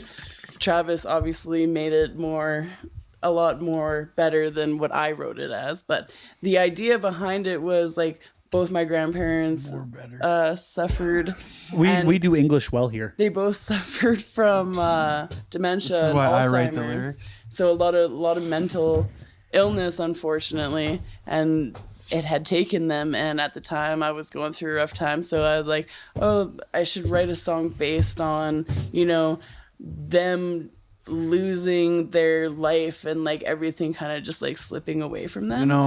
I think everybody's had one or more people in their life that have dealt with some sort of mental illness or another. Or at least mental degradation through like age. And a lot of people Alzheimer's, probably or don't just know, but dementia. that's like what Dementia, that song Alzheimer's. was written about, was actually that me and Travis both have personal life experiences dealing with people with mental illness. And it's a definitely it's a more common thing. I feel that people are a lot more open to talk about now, which I think is helping people deal with it a lot better. Because that's why being open-minded and hearing people out instead of judging them is always a good thing. Like, be there when somebody needs you to be there, and talk. Like, if they might do something you may not agree on, but don't judge them. Just be there for them. Help them out instead of letting them go do something stupid. Yeah, it's like this is a weird thing, and it might get slightly heavy for a few minutes here, but it's a good like reflection. We're talking about mental illness here. A lot of reflection I have is because my mother died at 30.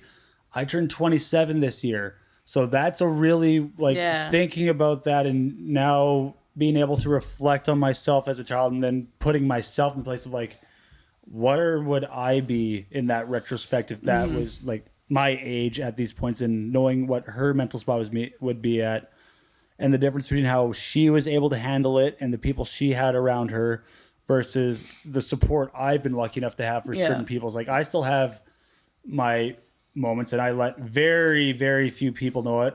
People understand I'm probably having a manic episode at times if I get into like a rant spree, and certain people like Sean, I finally figure out how to diffuse that in a certain way. But having those people and those support structures has definitely helped me a lot. And I definitely couldn't imagine trying to raise, say, 3 kids at that age, not having those support structures.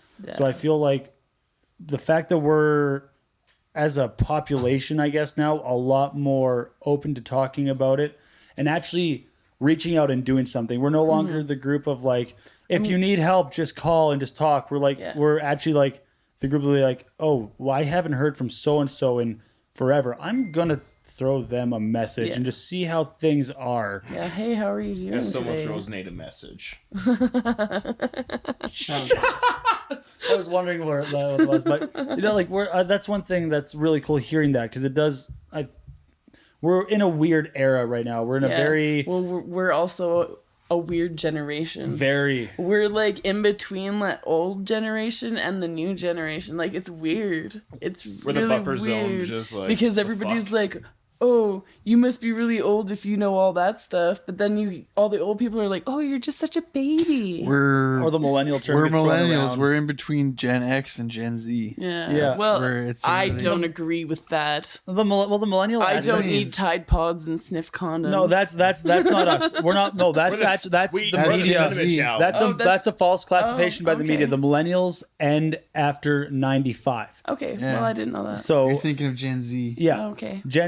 but it's just a term that unfortunately the media likes to throw around because it likes to make young you people millennials. look stupid. But millennials are anyone from like our age to early 30s. Okay, well, we're the young people that Some make people young even people. think like look better. 1981. Yeah, 89 even. Like for some people, it's that bridge of like when the internet and media became really popular. We're the generation that grew up with it, and we were able to watch it transform into what it became, and that really shaped us as a generation because It's like we were around when the internet first came out, man. we grew up on Will and Grace, Sex and the City, The Simpsons, Family Guy, Young South and the Park. Restless. Do you remember dial-up? Who remembers Dial-Up? Lost? I remember Dial-Up. That's the question. I of the never day. watched Lost. Sex in the City. No, but it's the a record. no, but it's a thing that we all know about. It's in our culture. Like I never watched Will and Grace, but I know of its presence. Yeah. Well, I actually did. I watch watched it. See, there you go, though. But now It wasn't very good. Frasier and Yeah, Frasier was Frasier awesome. was great. Seinfeld right? and But Friends the are much context better. of Will and Grace, though, if you think about like that, we grew up like a lot of people are talking about all these,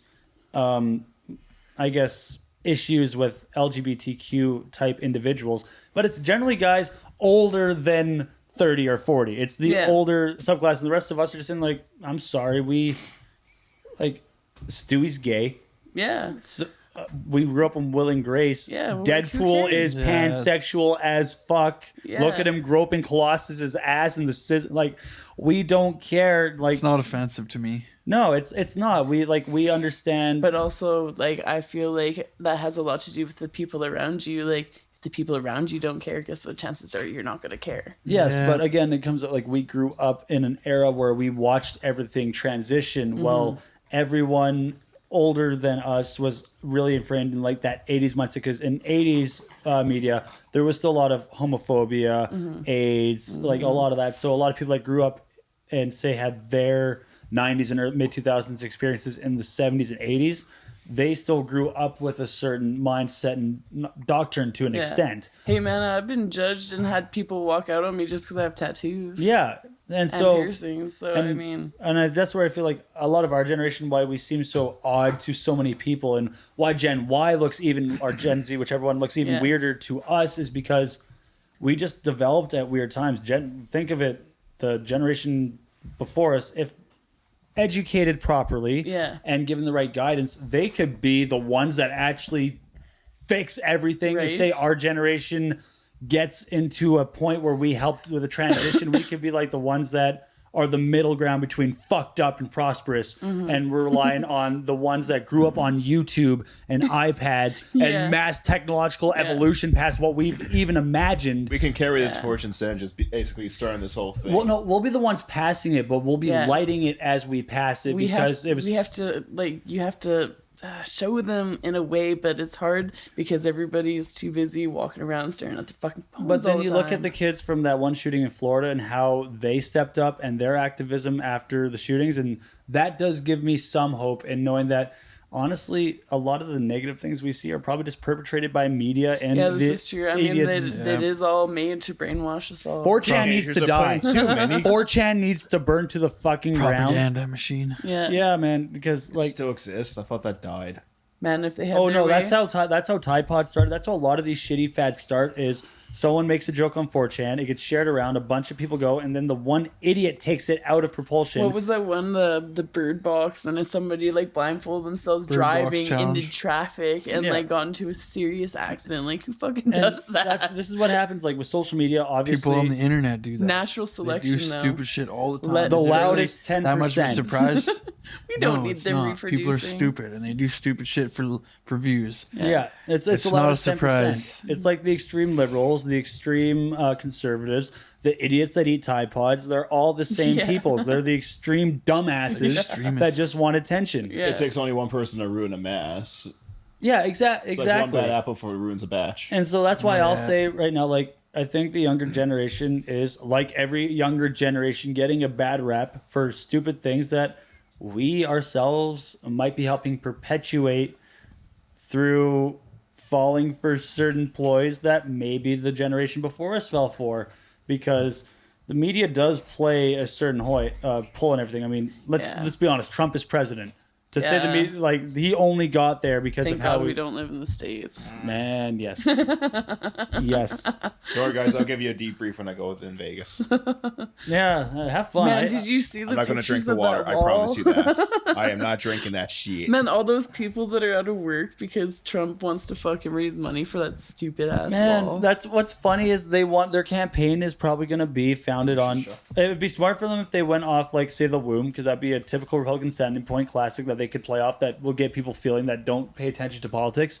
But if they try to go off the job mandate, I'm sorry, you just put how many people out of work for a month Yeah. over the holidays? Yeah. You're Yeah. not going to win off that premise. No. But if he I does go, mean, a lot of people like radio traffic controllers and stuff, a lot of those really essential jobs, they were still working without pay Yeah. for a month. a lot of his own representatives that are people that voted for him that were working in these ended up losing favor for him simply because of that. When you have your core government base that supports you speaking out against you because you are being that greedy and narcissistic, like his State of the Union, I laughed.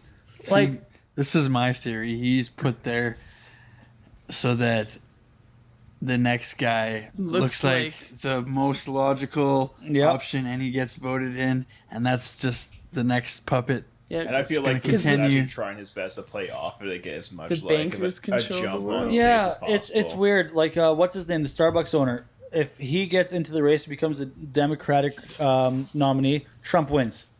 Like, that's how it is. He's not going to make it. Although I will commend him for how he's dealing with his current scandal. It's interesting to see someone be like, no, fuck you. Try to blackmail me. I don't give a shit. I'm already out in the blue dealing with my divorce and all this. Go ahead. Fine, go Fuck ahead, it. fine shit. So Yeah. that and exposing like how people like try to play politicians that way, I think in one hand that's cool, like that's commendable, but him running in general is just a surefire way to make sure Trump gets a second term. Because if he runs as an independent and tries to talk shit about, I'm surprised nobody's tried to assassinate him yet. You got a beggar cat. I think she should stop it. I think assassinating Trump, everyone recognizes would actually just bring 10 times more, like way more Actually, no, issues. this is the best example. Look at Reagan. What happened when he got shot? Didn't he get reelected? He did. Exactly. Oh of that much God, please! exposure. Oh my goodness Okay. gracious! I don't want to have sorry. any of this. If this happens, Matt, if this happens, I'm blaming you. We just gotta watch Matt, The it's all Simpsons your and see fault. what the fuck happens. Jesus. That's all I gotta say. Trump They're the dies. only fortune teller. Oh Trump my- dies in The Simpsons. Have you guys been seeing that whole like Shaggy is God thing? Yeah. Like, what is going on with that? Like, I Now don't you started understand seeing it. Because Shaggy is I God. don't understand it. It's a Good. stupid meme.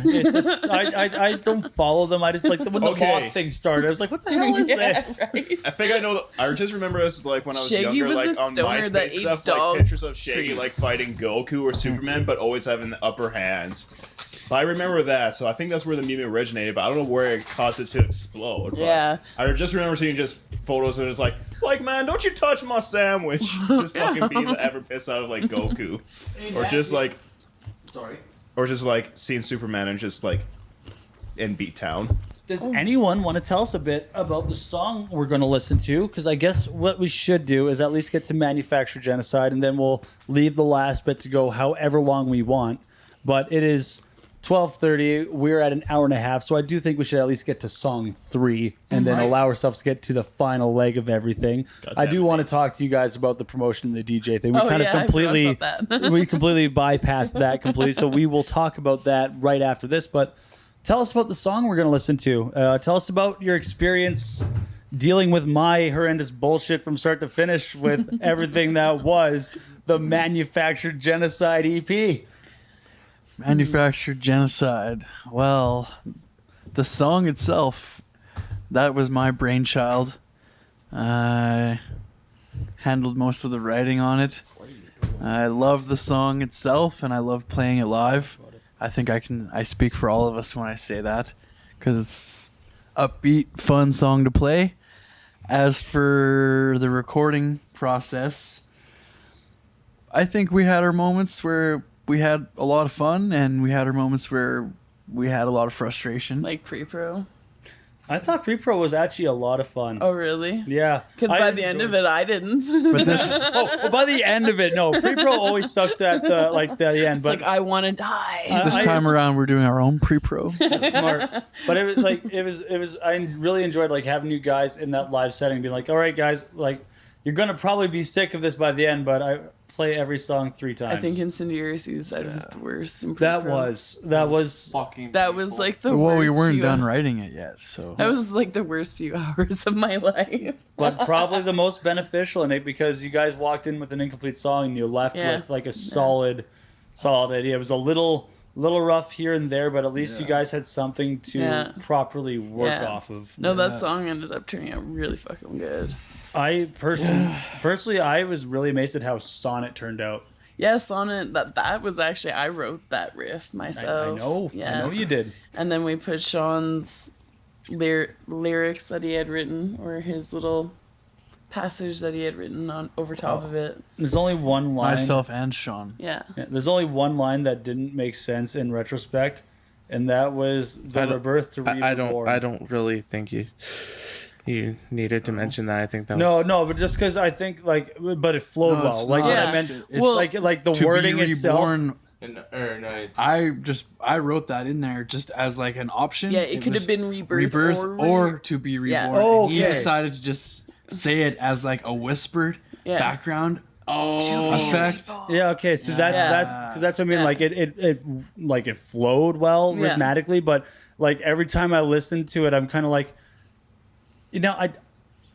I could have said something while we were tracking, but it was one of those songs where it felt like best just leave it how it is. Yeah. But I did want to ask, like, what's the point between the wording here? Because I Yeah, said it it was could supposed to seems be. weird, It was or- supposed but to it be one or flows the Yeah. right. So it's Right. like I can't. supposed to be one or the other. Yeah, and yeah. you just decided to say both. And Yeah. it worked. That's your answer. That's all I wanted to Yeah. know, really, because it worked, and I liked how like the whisper drew out Yeah. and layered over the track, and it did kind of feel like you said, like an echoey thing, like repeating it, and it was like really cool. It's just funny. It's one of those things that I think it's funny. It wasn't really noticed until listen 150. Yeah. So, like, Well, and the one nice thing about that song, I think, of the whole album is the diversity of it. It's not one of those fast like bang your fucking You don't often head. hear a thrash band It's with a just a song like that. nice- You really let it breathe. It's a nice, just like this afterlife melodic, Well, excruciating, from the harmonies peaceful. to the screaming in the background. Experimental.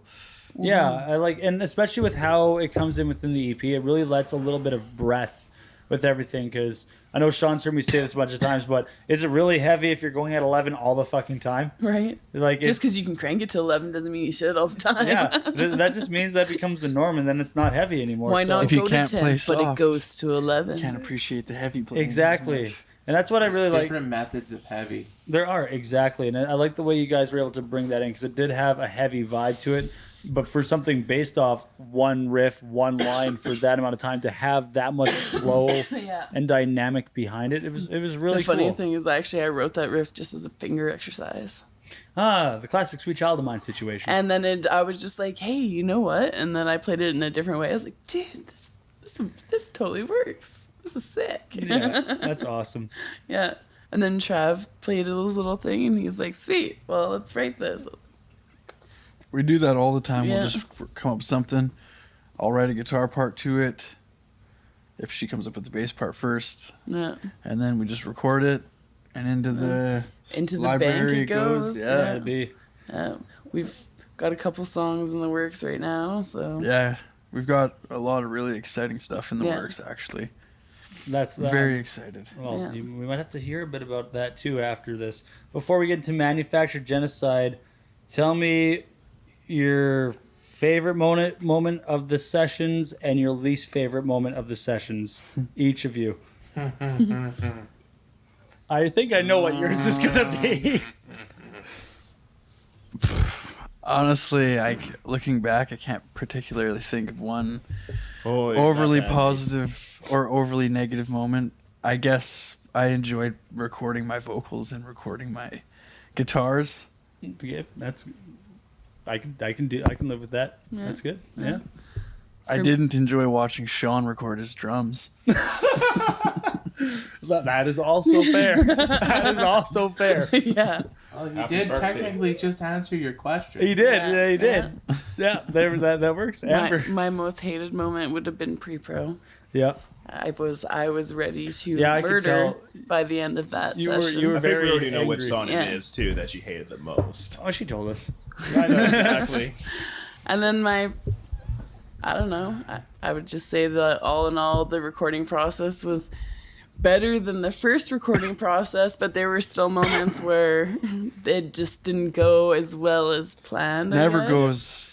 Yeah, as where you I was plan. getting frustrated Nothing with certain ever parts does. because, like, Expect oh, the I got unexpected. this right like a million other times, and I come in I here to expect record. things to go. Oh, not and I as can't planned. get it. Oh, and Nate's gotta fucking help me with the strings because everything's all everyone out of the fucked. room. Yes, because I was just like, everyone leave now, because Yeah. I was just You're done. just like there, and we're like trying all this other stuff, and I'm just, guys, yeah, leave. What? Leave. She needs help. a No, basic- it's all right. And then you just said no. No, it's a basis thing. yeah, leave now. Nate's a basis. He gets it. Yeah, I can see the look in your face. Like I can feel their eyes on me. Right? Fuck off. It's like I'm already frustrated enough. What was the other basis saying, Mr. Sean? For some reason, that makes me play better. Yeah, you work well under pressure because you're like, oh shit, Nate's watching. What Where do I'm you, like, I've already fucked this up 3 times. I've got to Everyone can feel Yeah. Nate's eyes Yeah. burning in their skull. They've already heard the pre-pro. It can't be worse than that. But then your pre-pro was actually rather tight. Aside from like the incendiary where we had to splice it, your pre-pro was actually Yeah. really tight. It was weird recording guitar and vocals at the same time. Yeah, and then being Forced in you a to kind of different think room. about the rhythm patterns a bit more. I noticed. Yeah. Everything's under the microscope a little Oh, yeah, bit more. okay, well, I guess it's Crucial's turn now. Yes. My favorite moment, I think, was doing the gang vocals for That was a lot of for fun. My this dick! Oh, that was That didn't end up in the song, unfortunately. your guys' look. Like when I was like, all right, everyone, let's cram into the bathroom. What? Yeah, it's happening. I actually found out through the Green Bone sessions now where the perfect spot for game vocals / drum room mics are.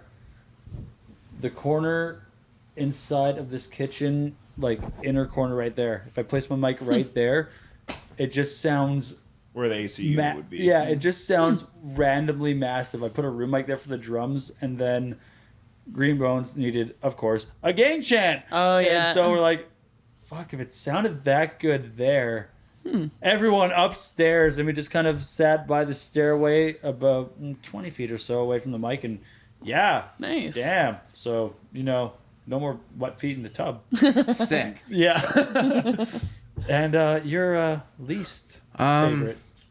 Well, when I had to retrack the Incendiary Suicide solo, I knew it. How many times?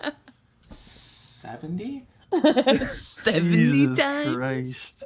Did you tell them about the time that it was tracked and it wasn't good enough? And I was like, hey, Sean, don't tell anyone, but you're coming back in and spending a day with me and we're redoing it. This was right before I sent you guys the final for the wins, like for the save mixes, because I got that wonderful Glenn Fricker live mix Spoken review. God words that melted his face. In This ears. sounds clipped to fuck. Yeah. Those Yeah, it guitars are does. loud. Yeah. Yeah, they there's are. a lovely comment on our one YouTube video. And all it says is horrible mix. Yep. I'm like, Yeah. well, we're just gonna fix this. And honestly, I think for a weekend save, it's a night and day difference. And it all started with me being like, hey, Sean, yeah, retracking your solo. And he actually went through a lot of hell for this because the first day, it was like, bring your guitar to Deadlights practice. After we're done practice, we'll just knock it out of the park. Brings it, no new strings. So it's like, okay, well, let's see what we got in my pack of shit. Well, I don't have the ones we need, but maybe we can do this with the ones I got. No, wait, you got a Floyd Rose, so that ain't fucking happening. Sean, go buy new strings and get this set up for tomorrow. Yeah. Comes in, we got this. Does it. That was Thicker good. gauge strings than I was used to. Oh, shit. Yeah. So my fingers, I had to do Sore. extra work. Yeah. Because just, That's difficult if you're not used to a certain gauge. Yeah. yeah, and it was just to really make sure that, that one final run he does right before his whammy at the intro of Incendiary. Yeah, if you remember the first version of it, we kind of allowed it to get a little choppy, like right in the last, like, It was like, Sean, I know you're better than that. I know we can present you as better than that. There's a couple flat notes in there. Or Yeah, something. you could tell it was the last take of the day, and we were just like, that'll do. Yeah. Fuck. That'll do. Just That'll do. cut it. That's That'll good. do. Slap it, save Yeah. it. We're Yeah, fucking slap it, outta save here. it. We'll listen to it in a day and see if it needs to be redone. A month later, yeah, no, it needs to be redone. What do you mean? Actually, I gotta remix the entire fucking EP. Sean, so get your ass over here now. Yeah, no shit.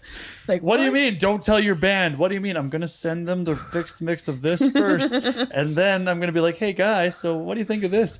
This sounds amazing. All right, so what? I need to make the rest of the album sound like that. So you guys cool with just shifting everything a few weeks? Why? Yes. It'll be worth it, I swear. Why? I really didn't want to have to share this, but if you're asking why, here's the timestamp. Yeah. Just know that this pains me. Cue to me crying while laughing. There's nothing more painful than sending that off to people that have paid you for work and being like, guys, I need to redo this. Why? I think I suck. I can do better, and I realize that now. Don't hate me. I'm better than this. This is not a reflection of what I can do. But I'm glad. But we got a better product in the end, right? I think it sounds 20 times better than Yeah. Red Dawn.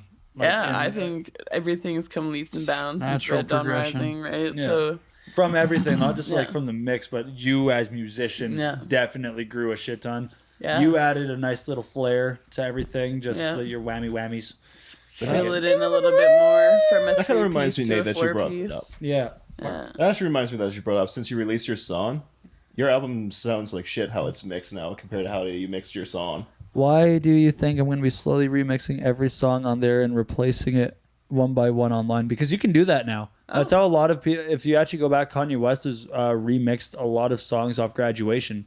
and there's actually good old Really? switcheroo. yeah. So one thing I was telling Sean It's down like I'm the- just gonna sneak this up, Like- but a new one. Yeah, like I was Not gonna like, 'cause say like I was anything. telling Oh, that's Sean a while remastered. back, and I don't know if I know we talked to you, but that's what made me think of like, well, you know, if Caliber ever wants Red Dawn Rising to sound just a bit better, and just one day randomly everyone listening to it was like, wait a second, when did this start sounding like that? And you're That's like, not right. it's like, no, man, this is just. It's fine. It's always been like It's that. always been like that. Hasn't. We added a few. I like it. It's got a classic vibe to it. Yeah, but you know what I mean. Like all of a sudden, Rude Raw Reckless has that extra lead guitar. It just sounds like it's full. Yeah. The drums don't sound a little like the kick's not as clicky as I had it, and it just sounds like if I can just imagine someone who's maybe listened to that song a shit ton since you released it, going to Spotify the day it's like remixed, Fuck it. re-released, and Let's be like, listen to Crimson Caliber.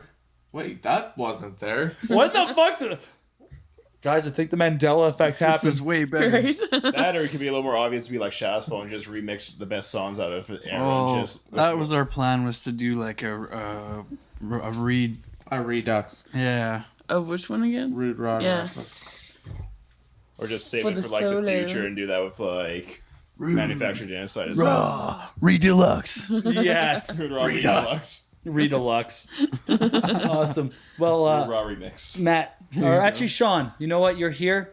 You haven't done this in a while. Introduce this final track one more, or this second last track of the night one more time. All right. This band is from Medicine Hat, Alberta, Canada. Weird. Very Nice. weird. Weird flex, but okay. Medicine has the weird flex. Medicine Hat's fucking. They do that. You to can get find the them needle. on crimsoncaliber.bandcamp.com. You can find us on Instagram, Crimson Caliber _thrash, THR4SH instead of thrash. You can also find us on any streaming device or program. And Facebook. Facebook, YouTube. YouTube, YouTube. Spotify, fuck, not iTunes. MySpace. Google Play. We're all over the place. We're everywhere. Messages for hard copies. Fuck yeah. Please. Show This is Manufactured Genocide off of Manufactured Genocide. Wow.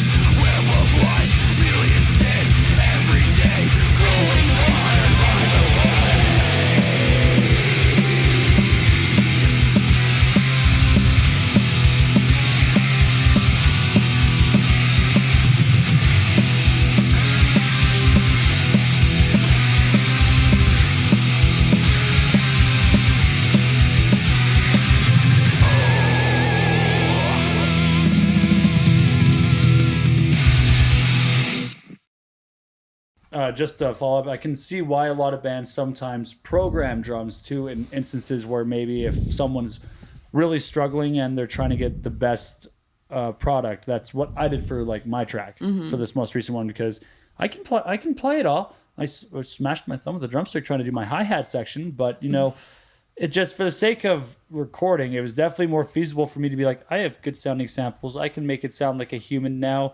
And And it's time saving as well. not only that, I've gone now with the mantra of fuck my pride, fuck my ego. I want it to sound its best. I'm not going to like program bass or program guitar, because at that point MIDI instruments are way too much. Like, I still believe you need to have organic strings. If you are programming your bass, you better only be doing it because you don't have a good quality bass to record bass with. Yeah, that's kind of weird. Yeah, no, a lot of bands do it. It's weird. Like, I remember Buddy from... So what's the point of writing music? I don't know. Like, it's weird. Like, I remember Buddy from Evolution Go back being at a one DJ. point was looking for bass Yeah. players, and I reached out being like, I could do something. And his first response was, sweet, what bass VST MIDI do you use?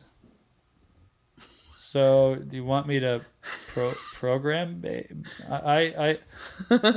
I perform bass. I like diddly doodly daddly do, I not touch it. I not play it. clicks and klooks and like. Not drum and bass, but bass. Like, if I need to, what I'll do is I'll go to Guitar Pro, use their tab feature, program it that way, and then I'll import it into Reaper, and then we'll see what happens. But anywho, now that we had that random talk come out of nowhere, I really am curious about what it was like being promoters in the electronic scene, because that is a very contrast of style Oh, yeah. when it comes to music. So I'm very curious what you learned there and what you kind of noticed in your past few years back in the metal scene, and maybe what you took away from the EDM scene that's helped you in this scene now, or maybe how you grew.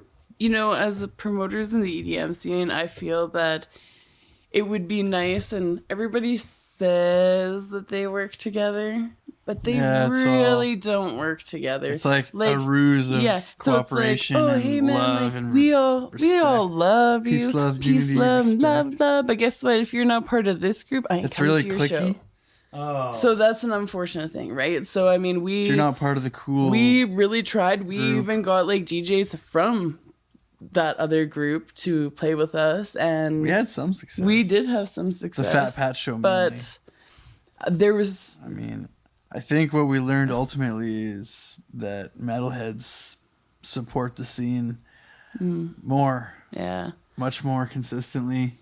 Yeah, they want to go to a show. They don't care who's putting it on. Yeah, and They want to it's support the not- music. They don't want to exactly. get fucked up. Exactly. Right. Whereas, Yeah. like, unfortunately, in the EDM scene, it's like, There's oh, lots of drugs. you know, everywhere. this group, this lots group, of people are right? fucked up, Yeah. passing out. and Yeah. Lots of cops and just Actually, a lot of drama. One of we played one festival as DJs at the Funkin' Yeah, in the the cops Forks. shut- Actually, no, it was Oh, yeah, that it was we- the last year before it got shut down. So we played an hour-long set, spent the weekend there. It was a That great was a time. good year. Then the next year. Then the next year we were supposed to play. We go. They had a few too many people that were got shut coming. down by the cops. cops showed up. Somebody had, said, like- "Oh, this is a festival." They had like a and stage they- builder. They had a stage builder from BC helping them build the stage, and then all of a sudden the cops They didn't have permits because they were on like public, It was on like they were Queensland, on wasn't Crown land. Yeah, Yep. Oh my goodness. but the Crown land had recently been sold to a farmer. So who they were. was wondering, wait, why is like 300 vehicles converging on my land Yeah. here on this one like summer weekend? Yeah. So he just called the RCMP in, and And like so we but- had all our gear too, like all of our turntables, laptop. Yeah. We were going to perform the second year too. Oh, Yeah. shoot. So by the time the cops did show up, everybody was drunk. right? So and they're Yeah. all trying to kick Amongst us off the other land, and things. we're like, okay, well, we're all drunk. And We we need can't to go spend the anywhere. night, right? Didn't we sign some Yes, sort of they weird brought us waivers or all these something? papers that you had to fill out that you were only spending the night and that Yeah. there was no fee to stay or something like that, but Yeah. you had to drop it off in this drop box on your way out. But yeah, in the morning, like the cops came back to make sure everybody was leaving. and Basically, like everything, yeah. no good sensical metal promoter would have ever done something so irresponsible. No, like when I did the thing at Alt Waves, man, I went through the bureaucracy that is City Hall, Yeah. and I Yeah, went. see, then you go straight to City Hall to Triple check. Dude, They didn't even have a was permit dealing to- Yeah, I had to get permits. I had to get lines checked. I You had need to, permits and shit. Yeah, I went through a lot of shit. Chandler, Tyler, Luke, the X, and I went through a lot of shit to get that festival running. I still look at it as a success with a lot of learning curves attached to it because I don't care if we lost a shit ton of money. We pulled a festival with 120 people going to it outside at Echodale. Yeah. And it would have been a lot better if we weren't dealing with the Montana fires and if, the person running the bus department had contacted me and not given me the dick around, because that was the main issue. Yeah. Was not having public transportation. Then being like, oh yeah, we can have it till 5, and we're like, that's cool. We when run it till 10. starts. Yeah. So Yeah. can we do something? No, we can't. You can't have one bus that Yeah. does a back and forth, because I guarantee you, like, charge $2 a head, you'll get people Right. coming. Exactly. Like, people will want to come if they can. And not only that, the fucking car show is downtown, right by the terminal. So Yeah. you are more than likely, like, we could have done something. Yeah. It was really hazy though. Like, I didn't think how badly the smoke would affect everything from the fires in Montana at the time. And then you got to the day of the festivals, and it was, man, it felt like, Pretty hazy. yeah, it felt really weird, especially being down in the coulee right by the river and another lake, and it feeling like late fall, Yeah. even though it was only August. Yeah. But still, metal like- promoter went through every legal bound to put on an outdoor festival Yeah. show. EDM promoter did not. No. Failed on all mean, communications. And just another thought on that, like when we brought Fat Pat here, he's a very well-known DJ. You might not know him. I've but heard his name a few times. He headlined Shambhala a few times. Yeah, the He's part of the Village. Space Invaders crew. Okay, cool. Yeah. So obviously we learned about how to book a well-established act and all the sort of things you have to accommodate them with, whether it be their hotel room or their rider. Oh yeah, Riders are fun. right? Yeah, he we had needed his booze. we Oh, talked him down on his guarantee, so we saved a little bit of money there. Yeah. And then it was like all his booze and stuff that you had to pay You for. had to You take had care of ridiculous everything. What was the most ridiculous What item? was it? Well, I would say the filtered water. So you bottled water, right? Yeah. And Yeah, then there wasn't was that something ridiculous. else. He wanted, Well, It was it was branded down to the milliliter. It was a bottle of booze. and I he can't wanted a remember. Grey Goose. Yeah, the Grey Goose. Yeah, but Okay. instead we just got him like a $200 bar tab at with Wendy or something. Oh, and he instead. probably just loved that. Yeah. Yeah. So that was better. That's And awesome. I think she He came over to our house afterwards. yeah, and too. partied with I I us swear, until, like we must have had 6 more or 7 people at our in the morning. house afterwards we than there had- was at Liquid. We had like a 50-person like house party. Yeah. And like there was one guy selling. I think there was more like he was 70 or 80. Yeah, he was selling beer down in our fucking laundry room for like $10 a beer because he paid like $100 for a flat from Wendy. See, And then he was like, Yeah, beer so for the $10. house party I was was like, more I was like, exciting than the dude. show. I was like, dude, this is my house. He's like, okay, you can have beer. I'm like, that's "Thank you." awesome. And on one hand, that really makes me hope that for the festival, a lot of people go to it, despite the fact of how we all know people feel about Wendy. Because as most of us know, she means well. She's just Yeah. kind of really set in her ways of doing things. And Yeah. it just is what it is. Yeah.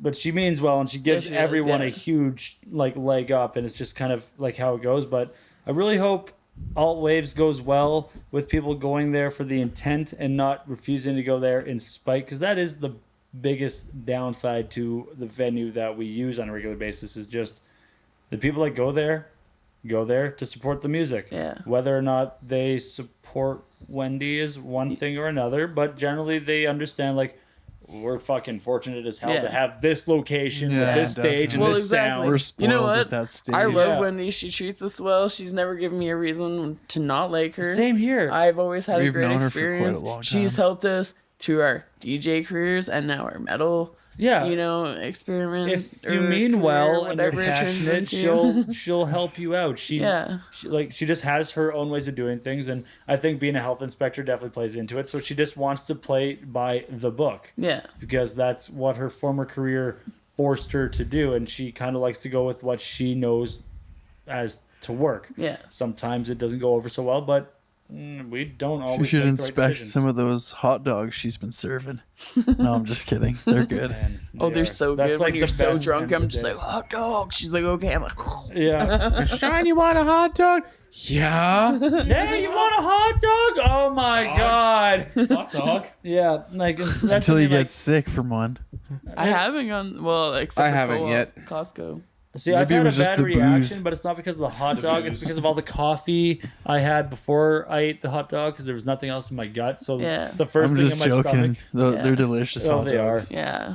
Especially when you're No, hammered. no, I know a few people that have Little gotten on the sick, but not from greasy the side. hot dogs, from being too drunk and then eating too many hot dogs. Yeah. That's- I Yeah. stood there one night and I was just like, oh, that was so good. Can I have another hot dog? And then I have it and then I'm like, you know what? I should have another hot dog. Yeah. And then Fuck I'm like, you and me maybe both. I shouldn't have any more hot Yeah. dogs. Yeah, there was that one night I had like 4 hot dogs. I was like, I should probably stop. Right. Yeah. But these are so fucking good. I'm pretty sure you- hot dog. You're goddamn fucking right, I do. Well, like, She was just giving them away. No, I was paying for mine. I was just so drunk. Because and yeah, Carly's after the just like- first one, you have to pay. Yeah, Carly's like, Amber, what are you doing? I was like, I'm so hungry, I don't even care. that's a great way to get people in there too. It's like, oh, you get the first one free, but after that, just like Yeah. Spider-Man, everyone gets one. I think it was like, I'm pretty sure it's just for $1.50. band members that the first one's free. Oh, for some people, it's Wendy. You know Yeah. how she Yeah. is when it gets to she's two. got her peeps. Yeah. that's Oh, you come here. You look hungry. You have here. this. Have a hot dog. Yeah. That fat, that fat pad show. Before we even started the show, she like pulled out her bottle of tequila, and we all had a Gave shot us all of tequila. fat shots. And Double shots. oh, we were got. No wonder I got so fucked up that Trav night. had a nap on the stage while the show went on, just for a little had bit. He to. had to have a I nap. remember that night. I came backstage, like to the back, because it was by the couches. No, and that they was were the still Fat there. Pad show. Yeah. Okay, so I remember there was one show where you were. It was recently too, I never had. No. where you looked like you were kind of tired. I'm pretty sure it was you sitting on the couch, unless it was you. Couch. What couch? Maybe it was. There's No, a kid in the I back. never sit on those couches, man. It might have been Sean then. It might have been Sean, yeah. Yeah, because I just Not remember me. seeing someone in Cal, like, I distinctly remember I only being one of slept you on guys. stage once, and that was in 2014. Yeah. Okay, it must have been, it must have been McLean, or it might have been you on a night you were helping me. But I just distinctly remember someone on the Caliber crew after, like, midway through a night just being like, There's no Nap shame in time. that if No. you're just No. tired, but if you're passed out No. drunk, yeah, no, they were That's passed another out drunk. thing. It was just like, that was a great set. It's a long night. That sounds like something I do. I'm just going to sit here and enjoy the band. I'm resting my eyes. Yeah. I'm not asleep. Well, Just resting my eyes. That's what Amber fucking says all the Yeah. time. Don't You're wake me up. sleeping. I'm No, not I just sleeping. closed my eyes for a second. that's all I'm doing. I'm meditating. The moment I decide to close my eyes for a second, if I'm on the couch, that's generally when I have a cat just randomly like, oh, here. And then I'm like, well, I guess my fate has been made. Good night, world. Cat has decided. Yeah. I want to Yeah. close my eyes. With that, I don't want to fall it is asleep. 1 It's o'clock. late. Yes, yep, baby. It is 1 o'clock. We should wrap this up. Do you Yes. want to introduce this final song, Matt? What? Okay. Before we do that, though, I want to thank our fine friends here at Crimson Caliber, Travis, Amber, Sean. You're welcome. Thank you for making your way down here. Anytime. Thanks for having It us. was a lot of fun. It was a This was pleasure. fun. This was a lot of fun. I enjoyed it. It's I enjoy We rambled sitting a and- lot. Hey, that's partially what this podcast is now. Go to our fucking social media links, 70% buy our of music. Yes, hit up every single Crimson Caliber social you can. These are a bunch of wicked thrash heads. We're You- playing March 16th here in the Hat, Yeah. down at Liquid. They're playing Ironically. actually with the wonderful our I'm going next to talk guest. about that tour, actually. Ironically enough. Yeah, not only are you going to talk about that tour, but the band you're playing with is actually going to be our next special guest on the podcast. We have Without Mercy making an appearance here. Nice. And DJ Temple might actually even be joining me for a tips and tricks video as well.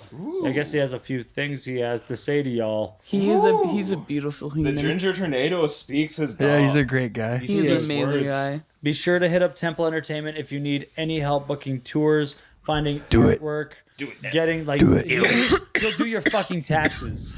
Like Fucking do it. great. So Matt, what else does DJ Temple involve himself with? Well, he is in a fantastic band out in BC called Without Mercy, which is a combination of melodic tech death. It's a man, Sean. I remember when I took Sean to see his first Without Mercy show. Combination of melodic tech death and what? A combination of he said melodic death and tech death, I think. Yeah. Oh, I gotcha. Just With a hint of everything. black. Just I it's gotcha. just good, heavy fucking shit. So good. Amazing guitar playing. Oh my god. So good. I was so hungover first time seeing them. I actually might go back. Is that at UFO? No, that was Days of the Dead. Remember, did he have the stomp box, the singer? Oh yeah, Oh my Alex God. always has that. Yeah, I actually might That's try to go insane. back and get that our interviews from that time up on video because I found our footages. We stopped filming after episode 12, but we still had Days of the Dead footage. So I might try to get our interviews with like Drop Dead Fred, Jesse Valstar, DJ Temple, Dusty Tucker, Votive, and what I feel like there was maybe one other band we talked to, but Drop Dead Fred. I already said that. I already said Drop Dead Fred and Jesse Valstar, both of them. But I can't remember what. Ninja DJ Temple was one of them, and it's just It was supposed to be Che and Kai Octus. that didn't happen though. It was supposed to be. It was supposed to be. That's how we got Votive. But anyway, we actually had an interview with DJ there, and I know we've aired an episode with it, but I think at some point I'm going to go and put up all of those interviews from Days of the Dead because I can't believe that was already a year and a half ago. Like how quickly time flies. Holy shit, yeah. Yeah. Yeah, no. right. I guess Crimson Caliber is going to be a toddler soon. Going Yeah. on 3 years. No, you're in the That'll be threes. 3 years in April. Yeah. Uh-oh. Old man season. What kind of ruckus will you create? Right. We got a lot of plans, man. We got a lot of crazy shit on the Lots of big horizon. plans. All the plans. We got an album. We got singles on the way. We want to do a music video. It's kind of on the back burner a little bit right now, but it'll be arriving at some point. That's wicked. That's good. Yeah. Smart. That's what I like hearing from you guys because you're definitely at that point where you need to keep getting shit out there Yeah. now in one way or another because you've kind of established yourself in the local scene. You're getting your name out there a lot more in the region. It'd be interesting to see what happens by year 5 on a national basis if you guys end up getting there, or at least maybe if you breach from one region to another and start making waves in like BC even. Yeah. Because Well, we're not going anywhere. Lots of hard work and determination. Well, I mean, except up. there. You know who else is moving Because on we up? getting high. Or I guess they're coming down to Medicine Hat, but like you were saying, this Without Calm Mercy down, band. Nate. Calm down, Nate. Oh, Help me get back at I can't. I can't come down. It's Without Mercy. That was a segue. Pure boner fuel. Pure boner. The big dick power. That was weird. That's all I have to say about Without Mercy.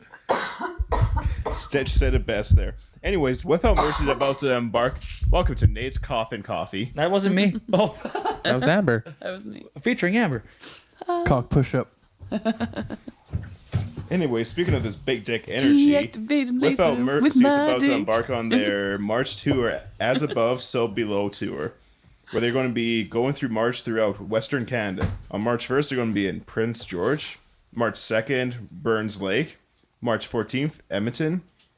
March 15th, Calgary. And March 16th, Medicine Hat. Yeah, my fucking birthday. Yeah, we're gonna.